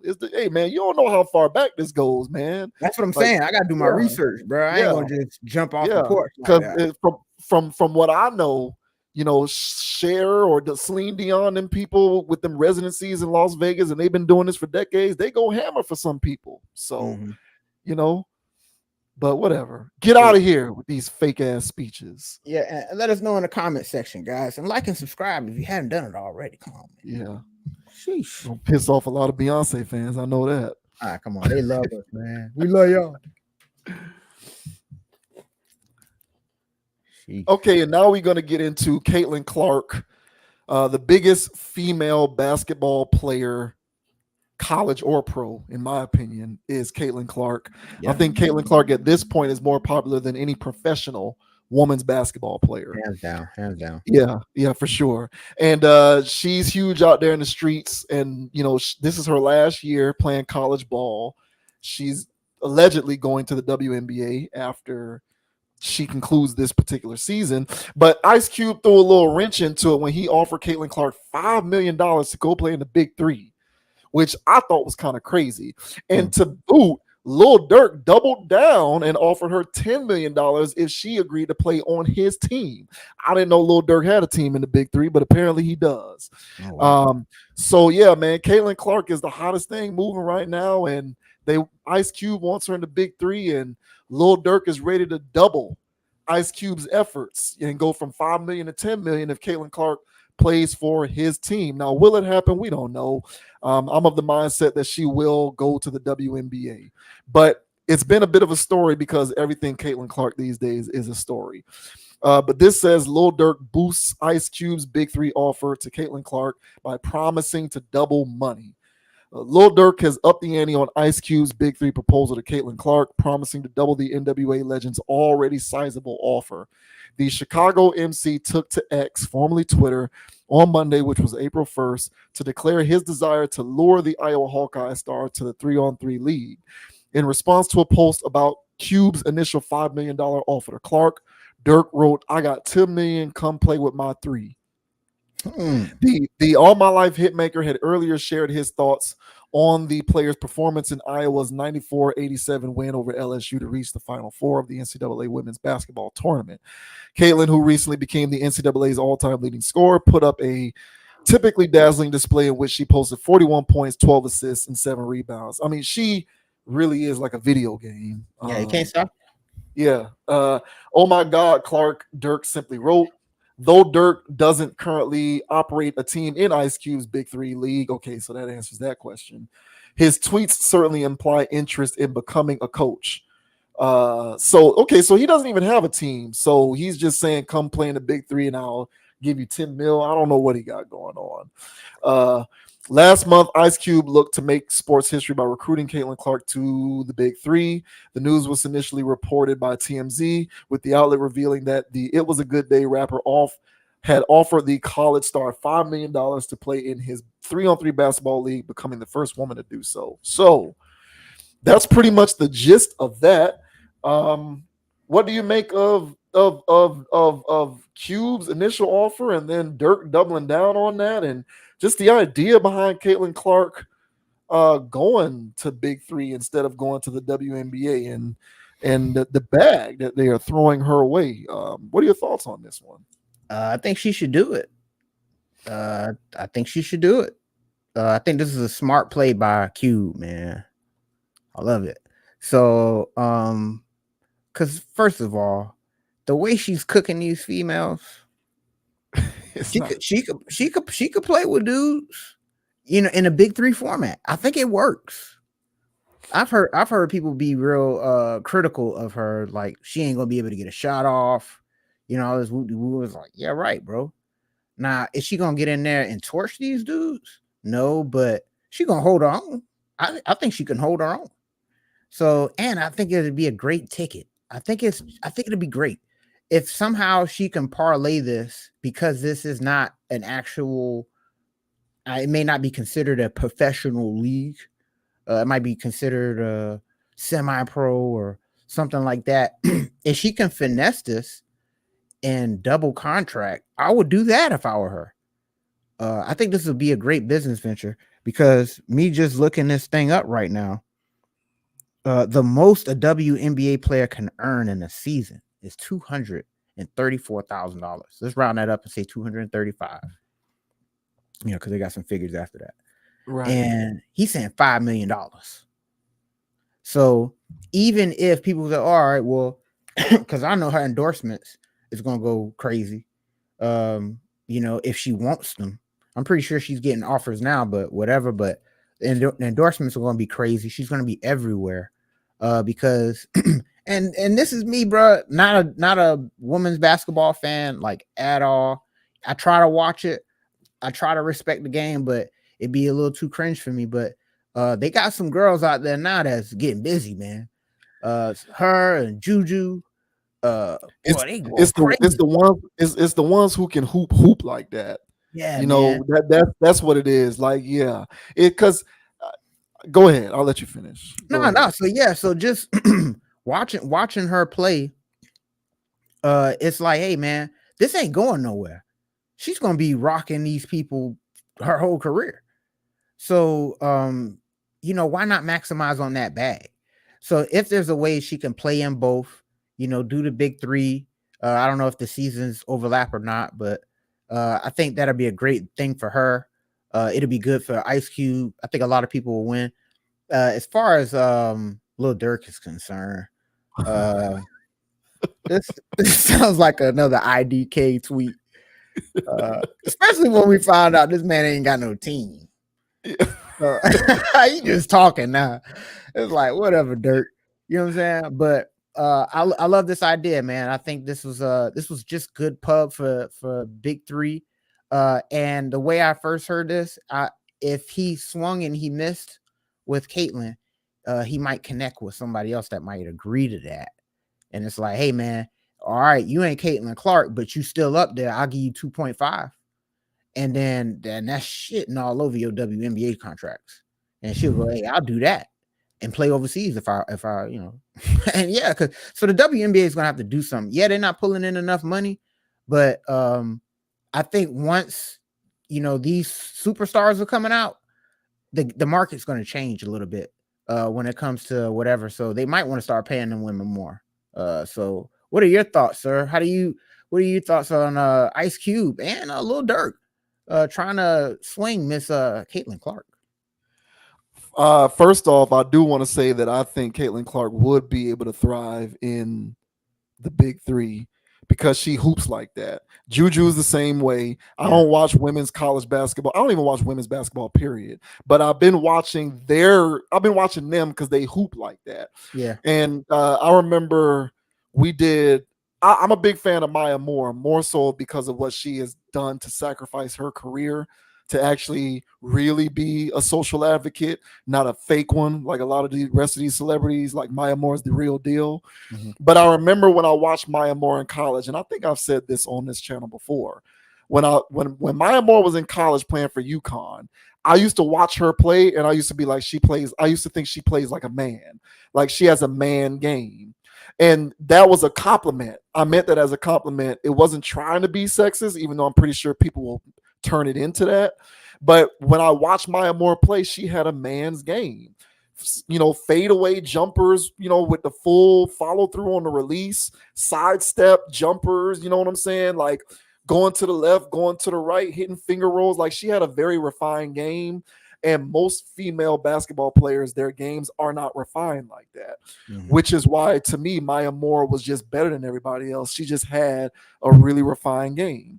To me, Caitlin Clark and Juju both have refined games, meaning when they go into the WNBA, they are instantly going to dominate because they have a man game. And I'm sorry, but men, in terms of basketball, now, men and women, they play a different style. It's a different game, it's a different sport. So I'm not necessarily trying to compare it. But every once in a while, you will have a woman basketball player whose game is so refined and their touch is so perfect, damn near, that it reminds you of the way high level male basketball players play. And Maya Moore, I saw that when I watched Maya Moore play, and I see that when I watch Caitlin Clark and Juju play. They play like a dude to me. So that's why I think they're different. And I watch their games because they're different. It isn't herky jerky and unrefined like the majority of women's basketball.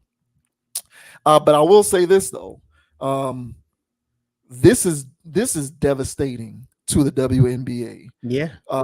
If Caitlin Clark agrees to this, it's going to devastate the WNBA because I think every superstar woman basketball player after her is going to become more of a realistic consideration to go this route instead of going the WNBA. And you pulled up the numbers about the salaries. I did a similar thing. And the number one overall pick in the WNBA earns a base salary of $76,000. Their rookie, the number one overall pick in the WNBA earns a base salary of $76,000. Oh wow! There's electricians who make more than that. Oh, there are plumbers and construction workers who make a lot more than that. Bro, there's some dudes game checks is more than that in NBA. Yes, absolutely. Like there is a roofer that makes more than that. You know, like seriously. And so the thing is, $76,000 base salary versus $5 million to go play in the big three. Money wise, it makes sense. And I think Ice Cube knows that, which is why I agree with you. Smart on his part to become a disruptor. Yeah. And try to stir the pot and see what can happen. Yeah. Because as you intimated, even if Caitlin Clark doesn't do it, someone after her might. Yeah. And they might not be the transcendent star that she is, but damn it, if they're a superstar, is good enough. And the one thing that I will push back on you with is you said something to the statement of these superstars in college now or whatever, they could come into the WNBA and change things for the better for the WNBA. I don't necessarily know that that's true or not, because think about it. Diana Taurasi was a super duper star when she was in college. She was. She went into the WNBA. The WNBA is still funded by the NBA. The WNBA is still the lights are kept on by the NBA. The That's true. WNBA is a subsidiary of the NBA. Look at all of these superstars that have come into the Maya Moore, Diana Taurasi, Brianna Stewart, Asia Wilson, Kelsey Plum. These people were super duper stars in college. They were super duper stars in college. They went to the WNBA. Has it made the WNBA any more of a revenue generator? No, no, No, hell no. it hasn't. So I don't know that Caitlin Clark, as popular and as transcendent as she is, can overcome that. That's So fair. my thing is, she might want to continue the legacy because I think, for all intents and purposes, the WNBA is still perceived to be the pinnacle of women basketball. So she'll probably want to continue that tradition and not rock the boat. But I think Ice Cube does serve a place as a disruptor potentially. Because if you have some of these girls who decide, I'm not going into the WNBA, I'll just go to the big three or whatever, because it's a bigger payday and I'm still going to get the same amount of exposure. Arguably, Caitlin Clark going to the big three is going to be better for the big three than the WNBA. It'll draw more eyes to the big three than the Oh yeah. WNBA because the WNBA has it's been there. It's been there. And I'm a fan of the, like, Diana Taurasi is a hooper in her Yeah, yeah, prime. yeah, yeah, You know yeah. what I'm saying? But it didn't make the WNBA more of a revenue generator. The WNBA is still what it is. $76,000 for the number one overall pick as a base salary. 200 and whatever you just read, 75,000 to the highest paid 234, player. 235. 35. Right. Come on, man. Can Ice Cube serve as a disruptor? Yes. Is Caitlin Clark going to be the first? Perhaps not. But whoever ends up being the first is going to potentially accelerate the demise of the WNBA, or at least that's how I see it.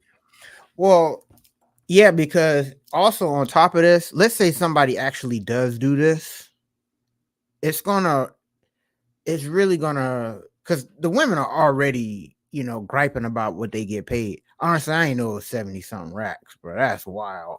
I just knew that they max, so I kind of figured they was all getting at least, you know what I'm saying? I know minimum, I figured minimum would be like 90, 80,000, but the number one pick getting 74 out the gate, like that's disgusting. So 5 mil, I might pull a, you know what I'm saying? If y'all won't let me dual enroll, I'll get these 5 bands these 5 racks real quick, and then come back the following season or something like that. Like this is definitely gonna send shockwaves. So it's gonna get to the point to where they're gonna feel obligated to pay one of these girls to come over, to be the WNBA. Like this is gonna really wonky things up. Let's be honest, like all those women you named, yeah, and there's women in the WNBA right now that's dropping 20, some points, going crazy, because that Asia Wilson's girl is, she racking it up right now. Yeah. So she would be pissed if these new wave of girls start to earn more salaries because there's competitive forces out there, and because I'm telling you right now, she's gonna migrate a lot of people wherever she goes. Like Caitlin, people are gonna be following this because I'm with you with Diana Taurasi, but at the same time, she wasn't in everybody's house. Right. Like you had to watch sports still to be knowing who Diana Taurasi was. Like we're saying this right now, some people don't. You gotta Google her. Yeah. So you know what I'm saying. So Caitlin Clark, everybody know about this girl. And so she gonna have people following her wherever she goes. So the WNBA, they know that this is gonna be something, but you can't offer her 74.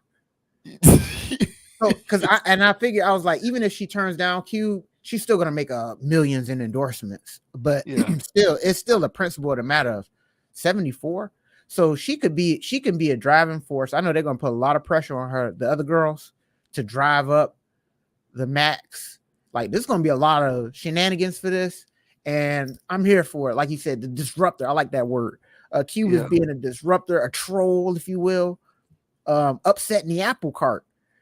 Because right now, because I'm calling cap on some of it, and I know the WNBA ain't making money, but come on, bro. I feel like those salary things. I don't know what the numbers should look like or bro. whatever, but that's crazy looking. Bro, you gotta watch, bro. Okay, so my mom follows the W. And to answer your earlier question, Mm, they both do conflict because both of them their seasons are during the summer. So mm, they both do conflict. So she couldn't do both at the same time. mm, But my mom watches the WNBA. mhm.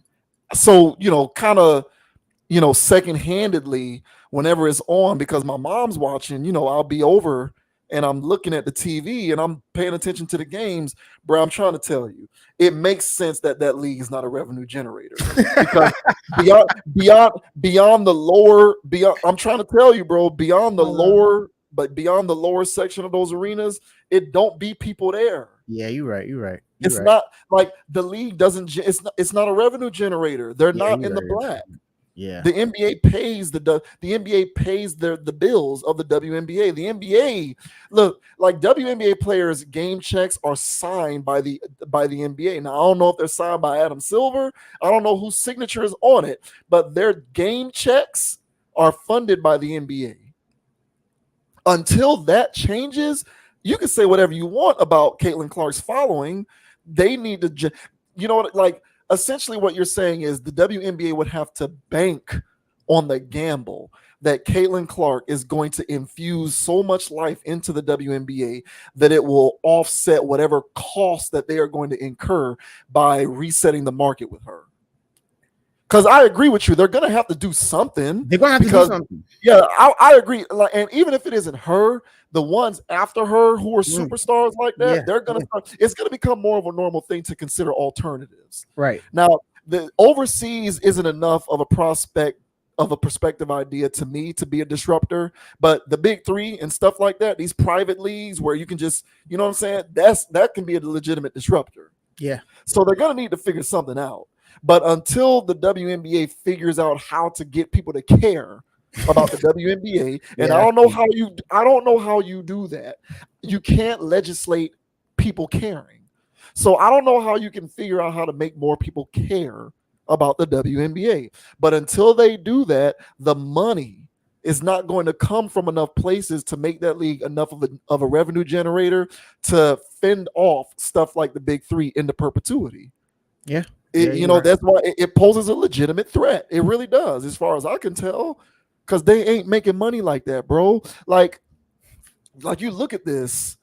Um, if and I found this article off of desert.com, right? Mhm. If Clark accepts the big three's offer and only plays in 8 games, she'd be paid $625,000 per game compared to the $1,900 per game she'd make if she played in all 40 of her WNBA games. 1,900.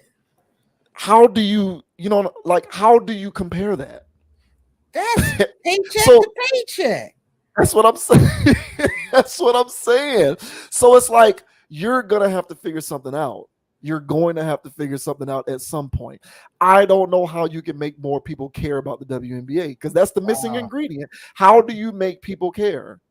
Because that's where you need to get the support of the fans to draw the ratings, to get advertisers and corporate sponsors to pay and all, and that's where the money comes from. And then you get TV contracts and media rights. So that's how something becomes a revenue generator. The WNBA doesn't have all that because the NBA is paying all the bills. So you got to figure out how to get people to give a damn. And people don't give a damn. Women watch the NBA way more than WNBA, and they're women. They should be watching the WNBA because they're women. They don't care. They watch more. Look at the numbers. I'm not making this up. Women watch more NFL and NBA, college football, way more than WNBA. And I've not looked this up personally, but I'm willing to guess more women pay attention to women's college basketball than the WNBA. Yeah, that's what I was gonna say. Yeah, it is. So like how are you going to figure out the perfect elixir to make this thing a revenue generator and stop this thing from becoming actually more of a realistic threat? That's the main question. Well, and I think I got an answer. So check me out. So you hit on the point that I was going to get at, that college basketball, women's college basketball, has higher ratings than WNBA games and some NBA games. How about that? So the NBA can't even fix its own problem right now because they're in a dark age of ratings. Now you can blame that people got more options, more things to do, more channels, but the NFL is constantly breaking their own records. Now the NFL is doing something right. What is the NBA doing? They're not calling foul, or they're calling too many fouls. They're reviewing crazy stuff, technicals for anything, superstar treatment for anybody. There's only two people being talked about, only two teams being talked about. They don't spread the wealth. They don't do. There's a lot of elements that the NBA itself is failing. So of course its child is going to fail, which is the WNBA. Adam Silver's horrendous. There's a way to flip the WNBA, and they don't do it right. It's like they're not trying to make money off of it. If you got all these millions of dollars subsidizing it, there's a way that you can like project out in the future. If you invest this many millions by this, year or whatever, you're going to return on that many millions if you pump it in. Hey man, we know Sexy Red songs because they forced it to us. Hey, we know J. Carlo songs because they forced it on us. The NBA got forced it on you money. The only thing that they force on me is that they're as strong as men and all this other stuff, and they want to get paid as more, but they don't put the game on there. And that's another thing I would say. These girls must really love the game. These college girls, the WNBA women too. You must really love the game. You ain't getting paid nothing. Like you said, that no knock on a plumber. That's responsible. That's good work. But you're not making more than a plumber. Facts. So it's like, hey man, y'all must really love the game. So there's women out there that are really playing the game because they love it. Let's tap into that. And because what the college scene is doing, both male and female, by the way, because they're both crushing NBA ratings because of the buy-in that the local fan base has because of, ties, alumni and stuff like that. Well, how are you going to get that for professional things? Well, the professional people need to invest in their areas. The NBA needs to invest because if then they already do stuff where, they'll come through, do stuff for the kids or whatever, but they need to invest in the area. So people got a stock in the team. So they wear their jerseys with pride, and they're not just hopping around following their favorite players around, not going to the arenas. Like there's a lot of things that they can do that can help galvanize fandom, but they don't do that. They just advertise to us more and more about the game coming up, or more LeBron stuff, more Steph Curry stuff. Yeah, so it's it's very player driven. It's very player driven. And we talk about it all the time whenever we're bringing up NBA stuff. It looks like there's young guys right now that's worth investing in. Like Anthony Edwards is worth investing in. Go ahead and start. Let's go ahead and start the marketing campaign for this guy. Halliburton, same thing. Let's start the campaign. But they're not doing that. So they're doing this one cash cow thing, and it's old, it's dry, it's played out. And on top of that, fans are, we're tired of the shenanigans, with, fouls and, other goofy stuff going on. They got their own problems. Players sitting out games. Sitting out games. It's a ton of issues. And gambling, too, is another problem. So the NBA is not even in a place right now to be in this position. So they need to get their act together, because this girl right here, I think everybody wants her to win, because she's not even a jackass. Yeah, she talk trash and stuff like that, but you can just tell she's highly competitive. Yeah, that's competitive. I don't care nothing about talking trash. Yeah, she's just highly competitive, because, you know what I'm saying, when I first started hearing about it, people try to paint her out to be like she's some type of whatever person. But I'm looking at it, I'm like, no, these are all reasonable shit talking situations.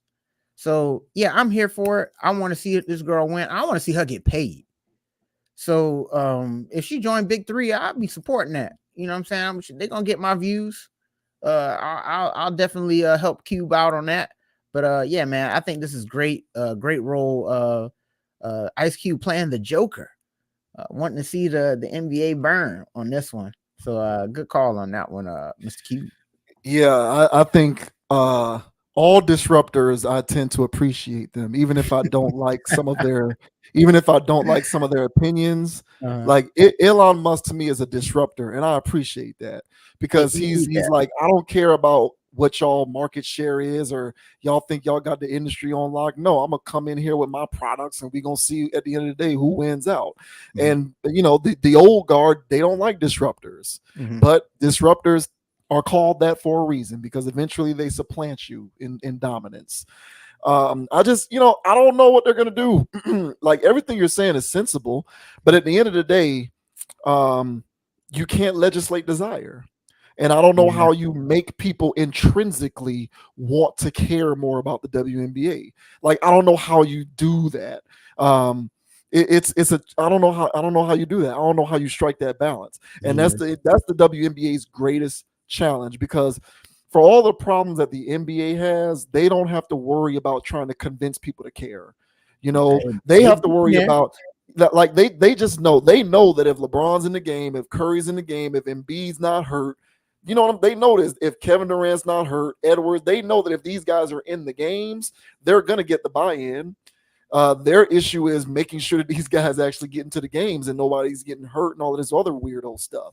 But as long as the guys are in the game, they're not necessarily concerned with making people care. But that's the WNBA seems to have that challenge, and I'm with you. If I'll tell you this much.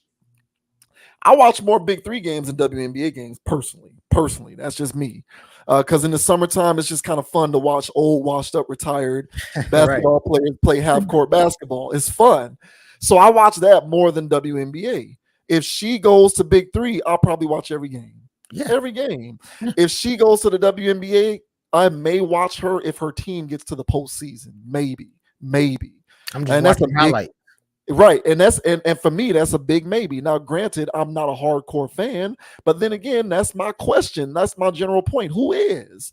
It's not enough percentage of the population that constitutes what you would call hardcore fans to make it worthwhile in the long run to continue to invest in the game, at least for now. So that's the WNBA's greatest problem. But shouts out to Cube. I'm with you. I would be big W for Cube if he was able to get her to agree to that. But Yeah. I do think that even if she doesn't, somebody after her who may not be as transcendent but is approximating her popularity, one of them ladies gonna say yes. Oh One hell of yeah. them gonna say And yes. and Caitlin Clark cooked the shit out of that girl. That Haley girl. Asia Wilson, yeah, No, not yeah. like the Haley Van whatever for LSU. Oh, yeah, yeah, yeah, yeah, yeah, yeah, She yeah, just yeah, roasted that girl. I'm sitting there. I don't even know why the coach didn't switch her off. This girl lost. She yeah. can't stop her. So they kept her on her all game. So hey, she deserved that 40 piece and a biscuit. So she wiped the floor with that girl. So hey man, Caitlin Clark, get your back, girl. We trying to see you win out here. Yeah, shouts out to Caitlin Clark, man. Good luck out there. Mhm. Okay, so I'm gonna just go ahead and get right into this. Okay, so so this topic has to do with comments that Boosie made about Playboy Cardi wearing what looks like a thong, right? So I'm just gonna show you what this looks like so that you can just kind of see it for yourself. I'm not even gonna leave it up to the imagination, right? So that's Playboy Cardi right there. So that's Playboy Cardi, right? Um, so just keep that in mind, right? This is the No, image don't keep that it in we are. mind. This is the image that we are going to be discussing when it comes to comments made by Boosie. Okay, Hysterical. so that is Playboy Cardi, right? So now Boosie made comments about Playboy Cardi wearing this thing, dressing this way. And Boosie, of course, is getting flack for these comments, and that's what we Oh, are going to discuss on this particular segment. So this says, Boosie Badass taunts Playboy Cardi with Iggy Azalea joke over thong outfit. Boosie Badass has compared Playboy Cardi to his baby mother Iggy Azalea after he was pictured wearing something similar to a thong. Cardi was pictured in February rocking a bizarre mesh one piece that resembled a thong at the waist while hitting the studio with Kanye West. Boosie has now chimed in with some commentary on the outfit, and needless to say, this is where I don't like this stuff. This is where it ceases to be like objective journalism and it just becomes subjective propaganda. But this is how the author of this piece wrote this. Boosie has now chimed in with some commentary on the outfit, and needless to say, the openly homophobic rapper wasn't impressed. Yeah, that could have been redacted. Yeah, I don't like the way they wrote that. So here we go. I'm gonna just go ahead and play what Boosie said here. So check this out. Openly homophobic. You saw the boy just put a thong on. Playboy caught. He put a thong up his ass. You tell me a man can put a thong up his and not think about being a female. You thought about being a woman. Did you see him with those piercings and put a thong up his? If you mean to tell me a man can put a thong up his and still feel like a man. Man, if you wore a thong, you thought about getting inserted. Playboy called who stuck a thong up his see-through. A thong up your a string. And y'all saying he didn't have no female intention. And made sure you seen it. He sagged it. He sagged it. So you can see the thong penetrating his like a toothpick in the mouth. Playboy Cardi, y'all mean to tell me he did that and he didn't feel like a woman? A see-through thong up your that's a toothpick in between a gap in the mouth. And y'all mean to tell me he didn't feel like a woman? He's all man.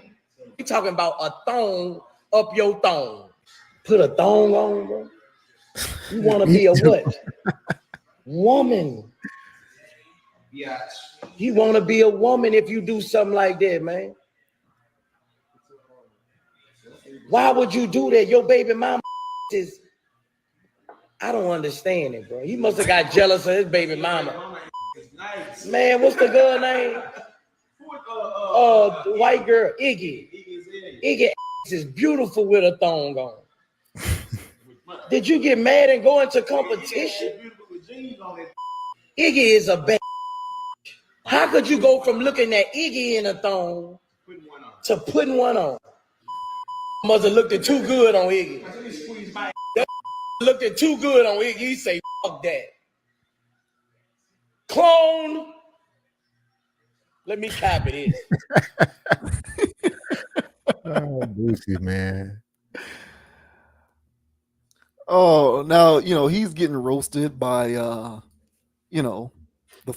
folks out there, various communities. The Baton Rouge native then said that Cardi must have been jealous of his ex-girlfriend Iggy Azalea, blah blah blah. So yeah, that was the gist of this. So yeah, I think we did a topic with Boosie before where he talked about how he's bullied when he expresses sensibilities that are like when he expresses heterosexual sensibilities, he gets bullied by the LGBTQ, whatever other alphabet belongs in there at this point, by those folks. And so he is boisterous in what he claims to be speaking up for straight people. That's what he says, that he speaks up for straight people.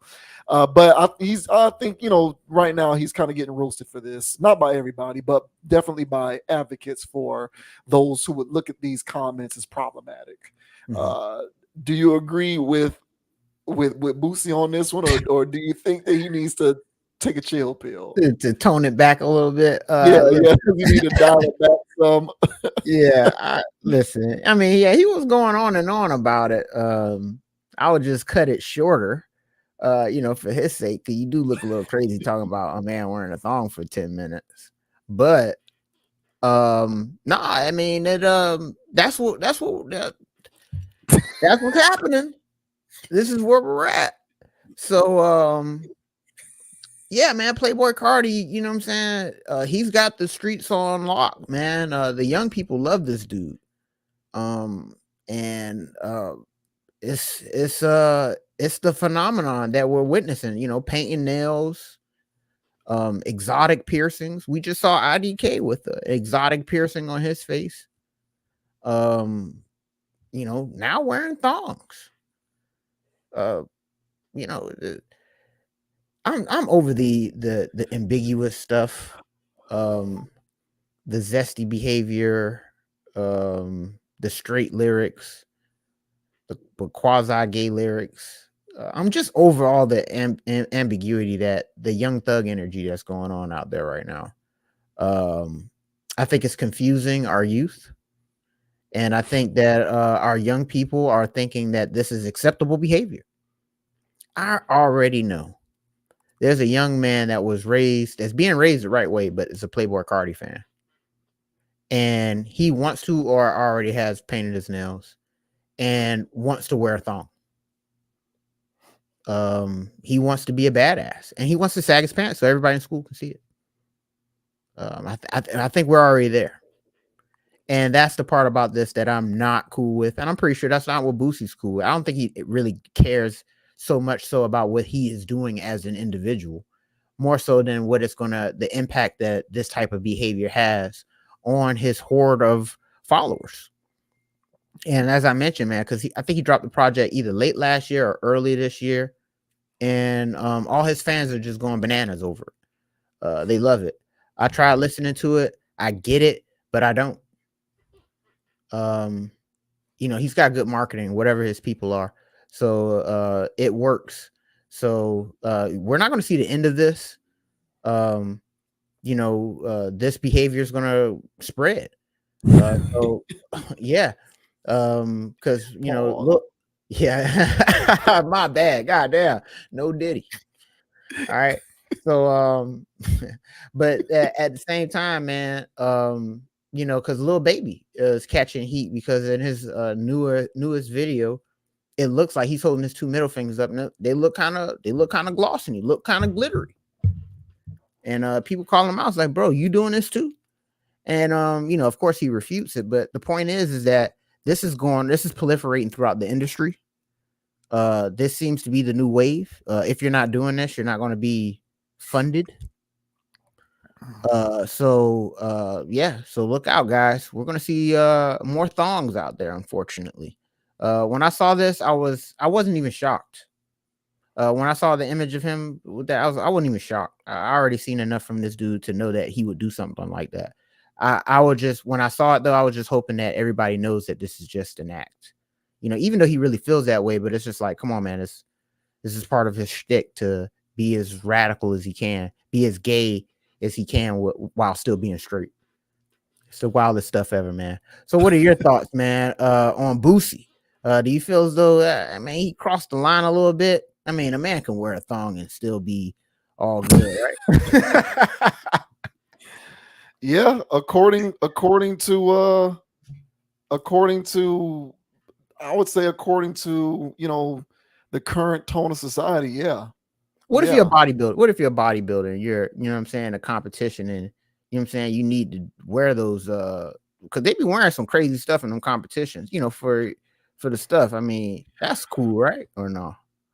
That's a very good question. I never thought of it along those lines. That is actually a very good question. I don't know. Here's what I will say to try and answer that question. Okay. When those guys aren't in competition, they dress well. I'm just because I don't know what people do in their private lives, so I can't speak to what somebody really is like behind closed doors. But outwardly, those guys only put that stuff on when they're in competition. I hear that. They're not going to the grocery store or going out in public and running errands with thongs on. The bodybuilders aren't doing that. They're not doing that. So that's the best way that I can answer that question. That's a good one. People are going to get mad at Boosie's comments because of how aggressively he delivered his message, which is usually what happens. People who don't like it are responding to the tenor of the message instead of trying to dissect whether the message itself is reasonable enough to, be disagreeable, but not necessarily warrant like calls for cancellation, right? So because Boosie is very aggressive with how he delivers what he says via his tone and the words he uses, with the cusses and all of that, that's what's going to rub people the wrong way because he was so aggressive with how he delivered it. But the spirit of his message is something that I don't think is, personally, I don't take issue with it. And I'm not a hater of anybody. I've always just said, let all perspectives have their day in court. I should be able to speak on half of a person who desires for, traditional family model or being heterosexual, and that's just a preference that I have. There shouldn't be a problem with that. Simply because I have that preference doesn't mean that I am therefore inherently homophobic. But a lot of people will make the claim that if I have a preference for the traditional setup, for heterosexuality, and for kids to be non-binary, people will make the suggestion that if I have that preference, it therefore means that I am phobic in some kind of way or a hater or blah blah blah. We'll just have to agree to disagree because I don't agree with that. But I'll harken back to something that you always say, or not always, but you've said this before. When we talk about stuff like this, and you mention how I wonder if people are going to be okay with how things turned out 50 years from now, 100 years from now, right? Like if we go into the future, right, and we see how it is, are we going to be okay with how much we were pushing for this stuff now in the present? Mm-hmm. And I think that that's a very good way to ponder this kind of stuff. And Yeah. I'll just leave it at this. The women are going to have to choose to date and marry guys like Playboy Cardi, right? So you got women out there who are just kind of in the middle and they're normal, and they just want to find a dude who's a dude, and they want to date a dude who's a dude. I'm not trying to say he needs to be super hyper masculine and wear a tool belt and know how to fix everything. I'm just saying they just want a dude who's a dude. Women want to date a dude who's a dude. And as more men, as the marketplace, as generations continue, become more flooded with Playboy Cardis, women are going to have to make a decision. How do I best navigate this world as I look for a mate? And my choices are the Playboy Cardis of the world. Conversely, and I brought up my nephew. My nephew's 13; he turns 14 next month, and my nephew is a Gen Zer. So he's growing up in a world where he's going to have to date women who may or may not at one point have been sex workers and had an OnlyFans. Yeah. Because we're looking at a society where this stuff is so normalized that it's just a simple decision. Dudes dress like women and wear thongs, women be sex workers, and it's okay. So my nephew, young as he is, impressionable as he is, raised by two strong parents that he is nevertheless faced with the prospect of perhaps dating women who are sex workers, have OnlyFans, make money by leveraging their physical appearance and their bodies, and so on and so forth. And, these women, y'all ladies out there, if you're a Gen Zer, you're a young woman, you're in your early 20s, mid 20s, you probably have already noticed that this is going on. If you're a teenager, late 20s, whatever, not late 20s, I'll say early 20s to mid 20s teenager, y'all have probably already noticed that this stuff is happening, and you're trying to understand why. Well, it's the mind control. And a lot of you guys are going to have to be faced with the idea that you are going to have to procreate with guys who do what Playboy Cardi does. Now, if we all decide that that's a world that we want to live in, then fine. You get nothing, no word. I won't say nothing. I will shut up. I will take a seat because this is what everybody wants. And I'll just say, okay, fine. That's the world as we want it to be.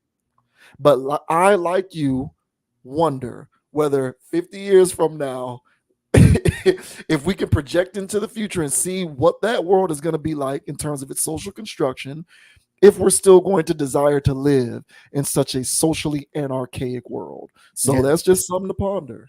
Yeah. Hey, man. Well said, bro. Yeah, we'll see how this plays out. This right now, these are the results of letting things play out with Young Thug and the stuff before that. The Lil Wayne stuff where we kept just giving this stuff a pass. And, it's gotten to the point to where it's just blatantly in your face at this point. Like, these guys really don't even care that they're openly gay. They don't care. Don't give a damn. And so which in hip hop was taboo. Now it's the wave. Are you not gay? People gonna start asking these questions. Especially for the new wave. You straight, bro? Like it's gonna be a problem.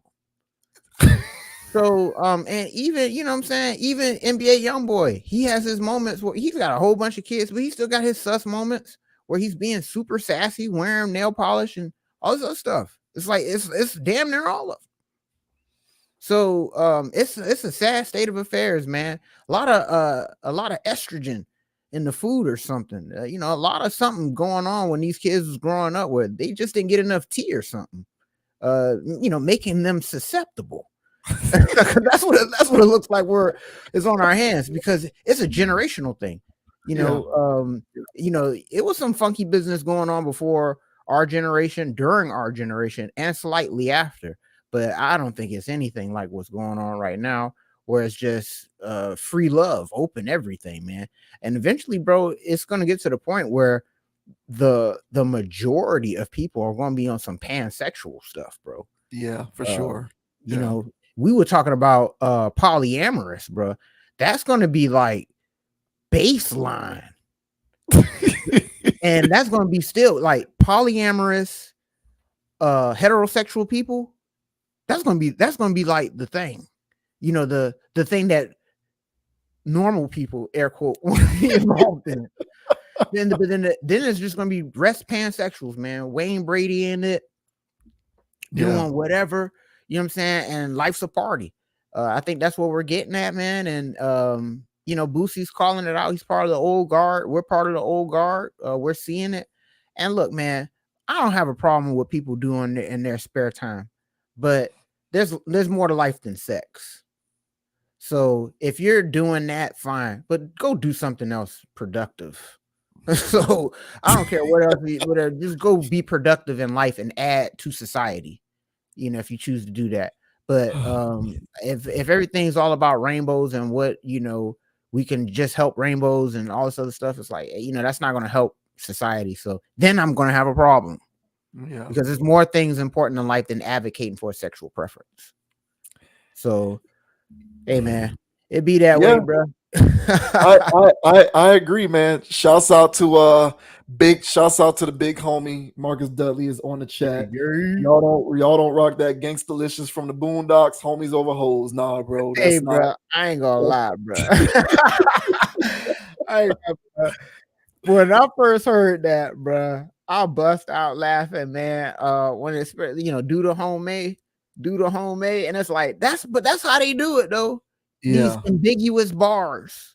These ambiguous bars where they got you saying some sus stuff. So yeah, man, the Thugalicious is going crazy nowadays, bro. It's a whole industry of them. Yeah, good luck with that. Just y'all, a lot of y'all parents out there, y'all raising young kids, and good luck, man. I know how to raise mine, but the world wants to tell you that you have to be down with everything. Yeah. Or else you're intolerant and a bigot, and you hate there's no in between. If you're not down with everything, then you are a hater, right? And that's what they're impressing upon you. And it's crazy, but they just want a world full of sexual ambiguity, gender ambiguity. Everything's just ambiguous. Now, I personally never. Now, extremism is a problem, so please don't twist my words to interpret them as I endorse. Don't have a problem with, I am okay with extremism. Extremism and extremist rhetoric is a problem. And anyone who tries to suggest that I'm or you are suggesting that we're okay with that is being intellectually lazy. Extremism is a problem. But generally speaking, most people are in the middle. Most people are not extremists. Right. And most people in the middle, I include myself in that boat. I've never had a problem with reasonable social norms and constructs. They weren't really broken like that. We're trying to make it something that was always broken and therefore needs to be fixed. Right. It wasn't really broken like that. It never was. But the world is telling us that these things have always been broken, so we need to do away with them. And good luck with that, because y'all young men out there are going to be marrying strippers and sex workers. And y'all ladies out there are going to be marrying dudes who ain't dudes, sexually ambiguous guys wearing thongs and tapping into their femininity. And good luck. Good luck with that. Good luck raising families on that model.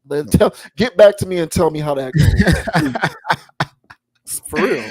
Hey man, this shit crazy, bro. Oh, shouts out to Boosie, man. I'm not bigging up Playboy Cardi. But shouts out to Boosie. Thugalicious. Hey, make sure y'all hit like and subscribe, y'all. And last but not least, we have our favorite identity crisis entertainer here, Doja Cat, who has a problem with the fact that people are saying something about her hair texture. So apparently, people have been getting onto the internet, trolls, and they have been commenting on Doja Cat's hairstyle. They've been saying that it looks like sheep hair, and they've been saying it looks like pubic hair, and so on and so forth. And she don't like it, so she's ready to log off. She, like Lizzo, is ready to quit. But I think it's more apparent that Doja Cat is quitting social media, not music. But yeah, be that as it may, she don't like the fact that people are coming at her hair, right? So we'll go ahead and provide a little context real quick here. This is from Yahoo. This says Doja Cat calls out fans for comparing her natural hair texture to pubes. Doja Cat is calling out social media users who compare the texture of her hair to pubic hair. Over the weekend, the Agoras Hills rapper posted the cover art of her upcoming single, Mask, which features a close-up image of her natural hair on Instagram. After fans began leaving negative comments about her tight curl pattern known as 4C hair, Doja went live on Instagram to address those who left the inconsiderate remarks. The Grammy winner told her 24 million plus followers to stop comparing her hair to sheep and pubes and carpet and popcorn and shit like that. We got to move forward. Let's move forward. Let's grow, she said, adding, I can't tell you what to do. I'm not your effing parents. I don't want to say too much. Though Doja appeared to disable comments on the Instagram post promoting Mask, her fans showed support for her natural hair on X. And there's one of those posts. Doja Cat is 100% right. Y'all are so weird and texturous. I didn't know that was a thing. Oh, yeah. When it comes to black 4C hair. Okay, so we can add another ism. There's texturism now. I didn't know that. Doja Cat's natural hair is beautiful. Weird that anyone is being weird about it. Her curls look so soft. Earlier this month, Doja announced she was deactivating her Instagram account because she's been having effed up thoughts over how she's been treated on the social media platform. I'm going to deactivate because I'm not really feeling this anymore. You guys take care of yourselves. She wrote in a since deleted post, according to XXL. I like coming here to find inspo and see people being creative, but I just feel like this is getting to be too much. Please watch how you talk to and about people on the internet. Bye, she added. So, I don't know if her Instagram is still deactivated as of the time of this video. Somebody can fact check that. I'm not sure, but at least at one point she deactivated it because she just couldn't take the negative comments anymore. So this is somewhat related to the first topic that we did discussing Lizzo, right? But what do you make of this?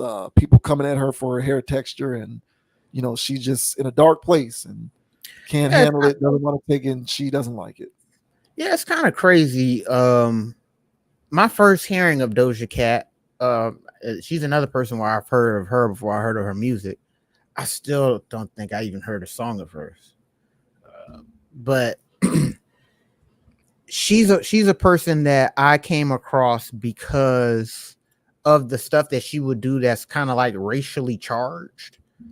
It was like it was kind of racist, but it wasn't, and it would cause controversy from people that weren't like in her loop, that understood her language and what she was saying, what she was really getting at with that. But to the layman, it would sound like she's being derogatory or something like that. So I initially ran across her from her being this level of derogatory, but then I realized that she's just trolling. and she's just a troll of a person. So when you're a troll of a person and that's your whole lane, I think that's what a lot of your supporters are. So in this context, a lot of those people that's, part of those, subscribers, whatever it is, or followers, there's a good portion of trolls in there, racial trolls. So when she does something like this, that's it's a lot goes with a woman when she cuts her hair. There's a lot of confidence that comes with a woman when, with her hair.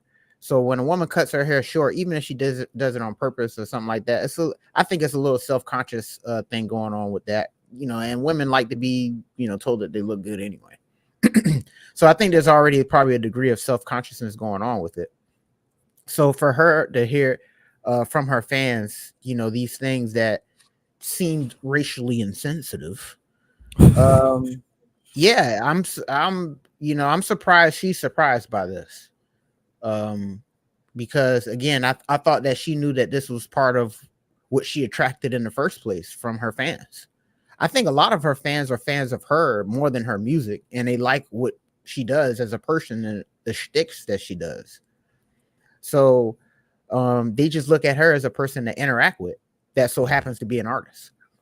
So in this context here, yeah, man, I feel as though she did the Lizzo thing as well, where she's just, crying foul. But I think this is who her fan base is. Just insensitive people, but she comes off that way herself. So yeah, it's hard for me to feel bad for her in this context, because I feel like if anybody else did this, any other recording artist did this, their fans wouldn't unmute and say this. I felt like she attracted this. So what are your thoughts, sir, about Miss Doja and her fans not understanding her 4C twist curls? Okay, so real quick, she was born in 1995.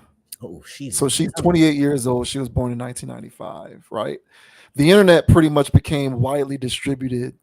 That's around the time that you started seeing the internet in people's houses, like 1995, 6, 7, somewhere around there. I remember me growing up as a kid. We had a computer in the house in 1998. And not too soon after that, we had internet access.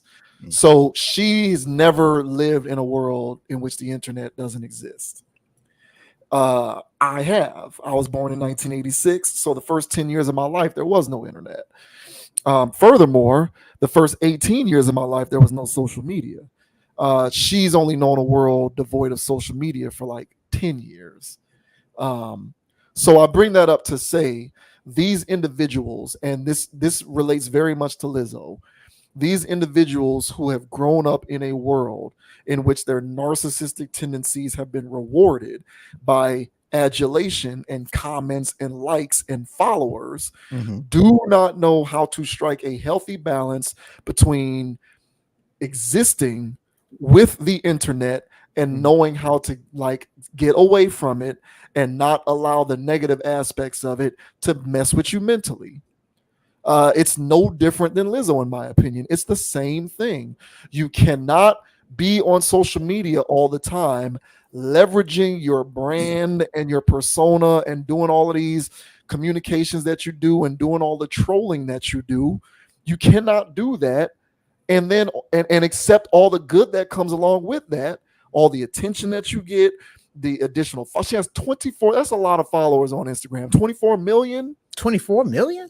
24 million. That's what the article said. 24 million. That's crazy. So my thing is, unless that was a typo, that's what the article said. 24 million. So like, you cannot be willing to gain the benefits that come along with your troll jobs and everything that you do and your antics on the internet and social media, right? But then when the bad and the negative comes along with it, you want to talk about being vilified and you get too much hate and criticism and it's not a great place and I'm going to deactivate. Well, which is it?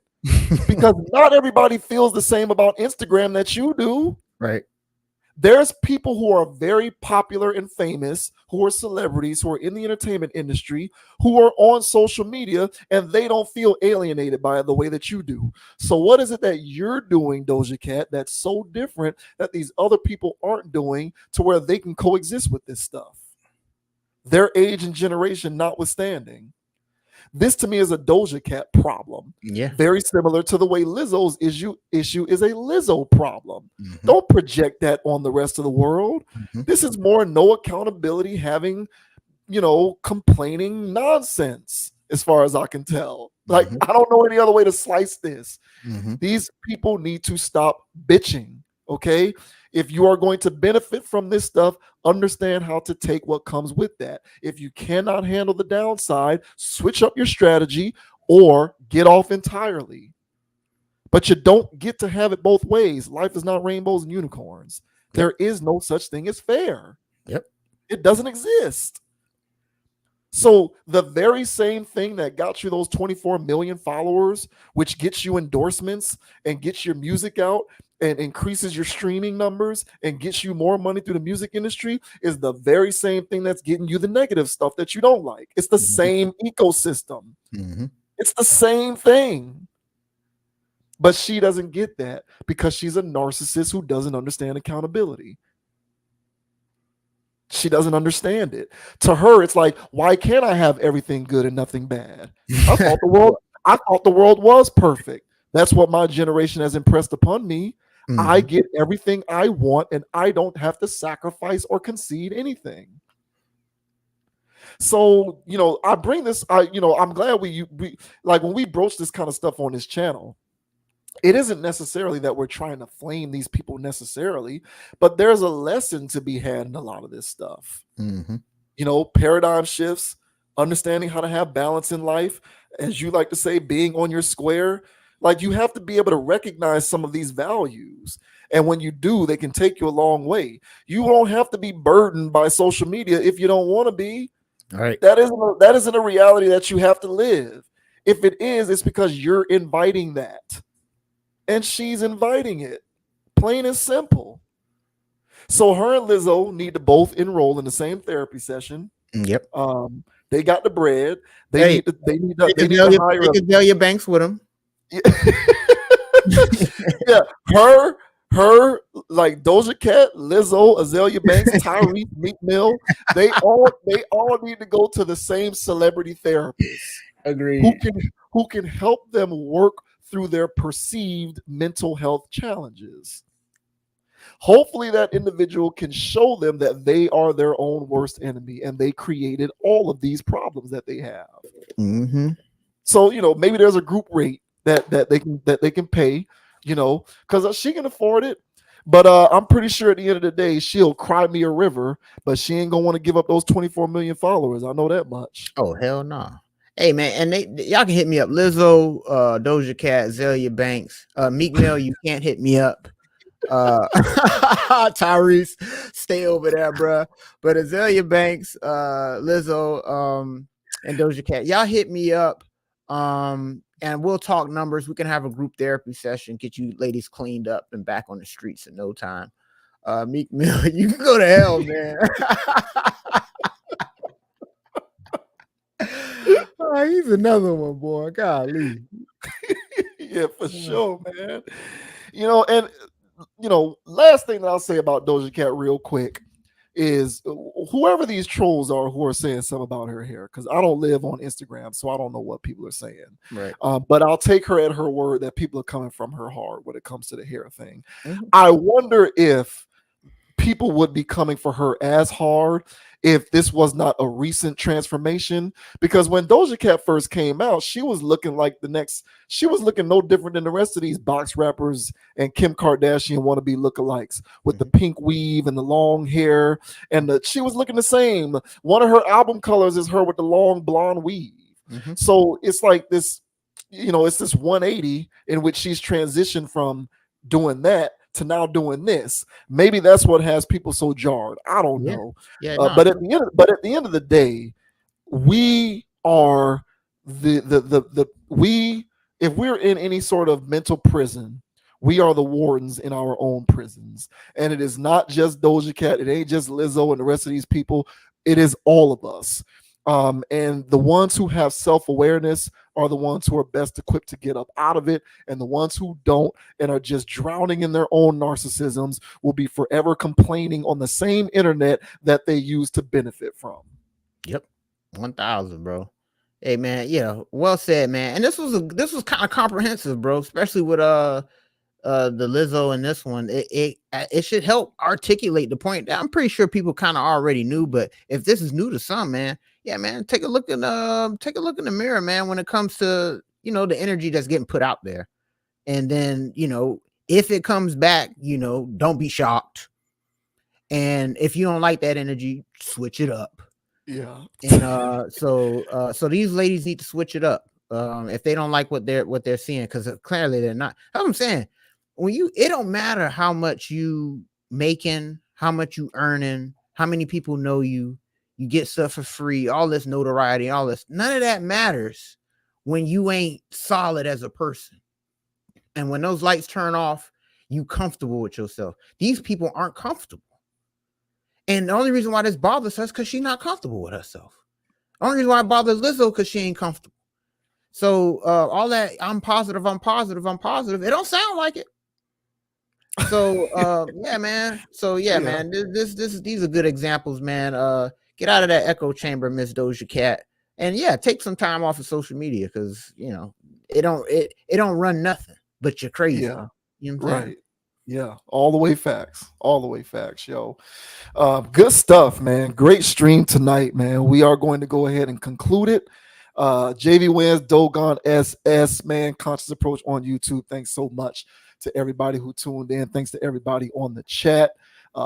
Appreciate Marcus Dudley, man. My man Marcus Dudley, friend of the channel. And appreciate Anthony Cephas as well, another friend of the channel, joining in on the chat, man. Shouts out.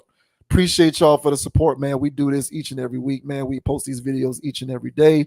If this is your first time catching wind of what we like to do, man, subscribe to the channel, hit that like button, leave a comment, because this is how we kick this game all the time over here on this channel.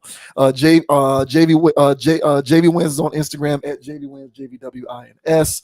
Conscious Approach on Instagram at ConApproach, CONAPPROACH. Be on the lookout for the audio feed of all of our broadcasts wherever you get your podcast fix. It is on the way, man. So yeah, man, have some self-awareness. Stay on your square, man.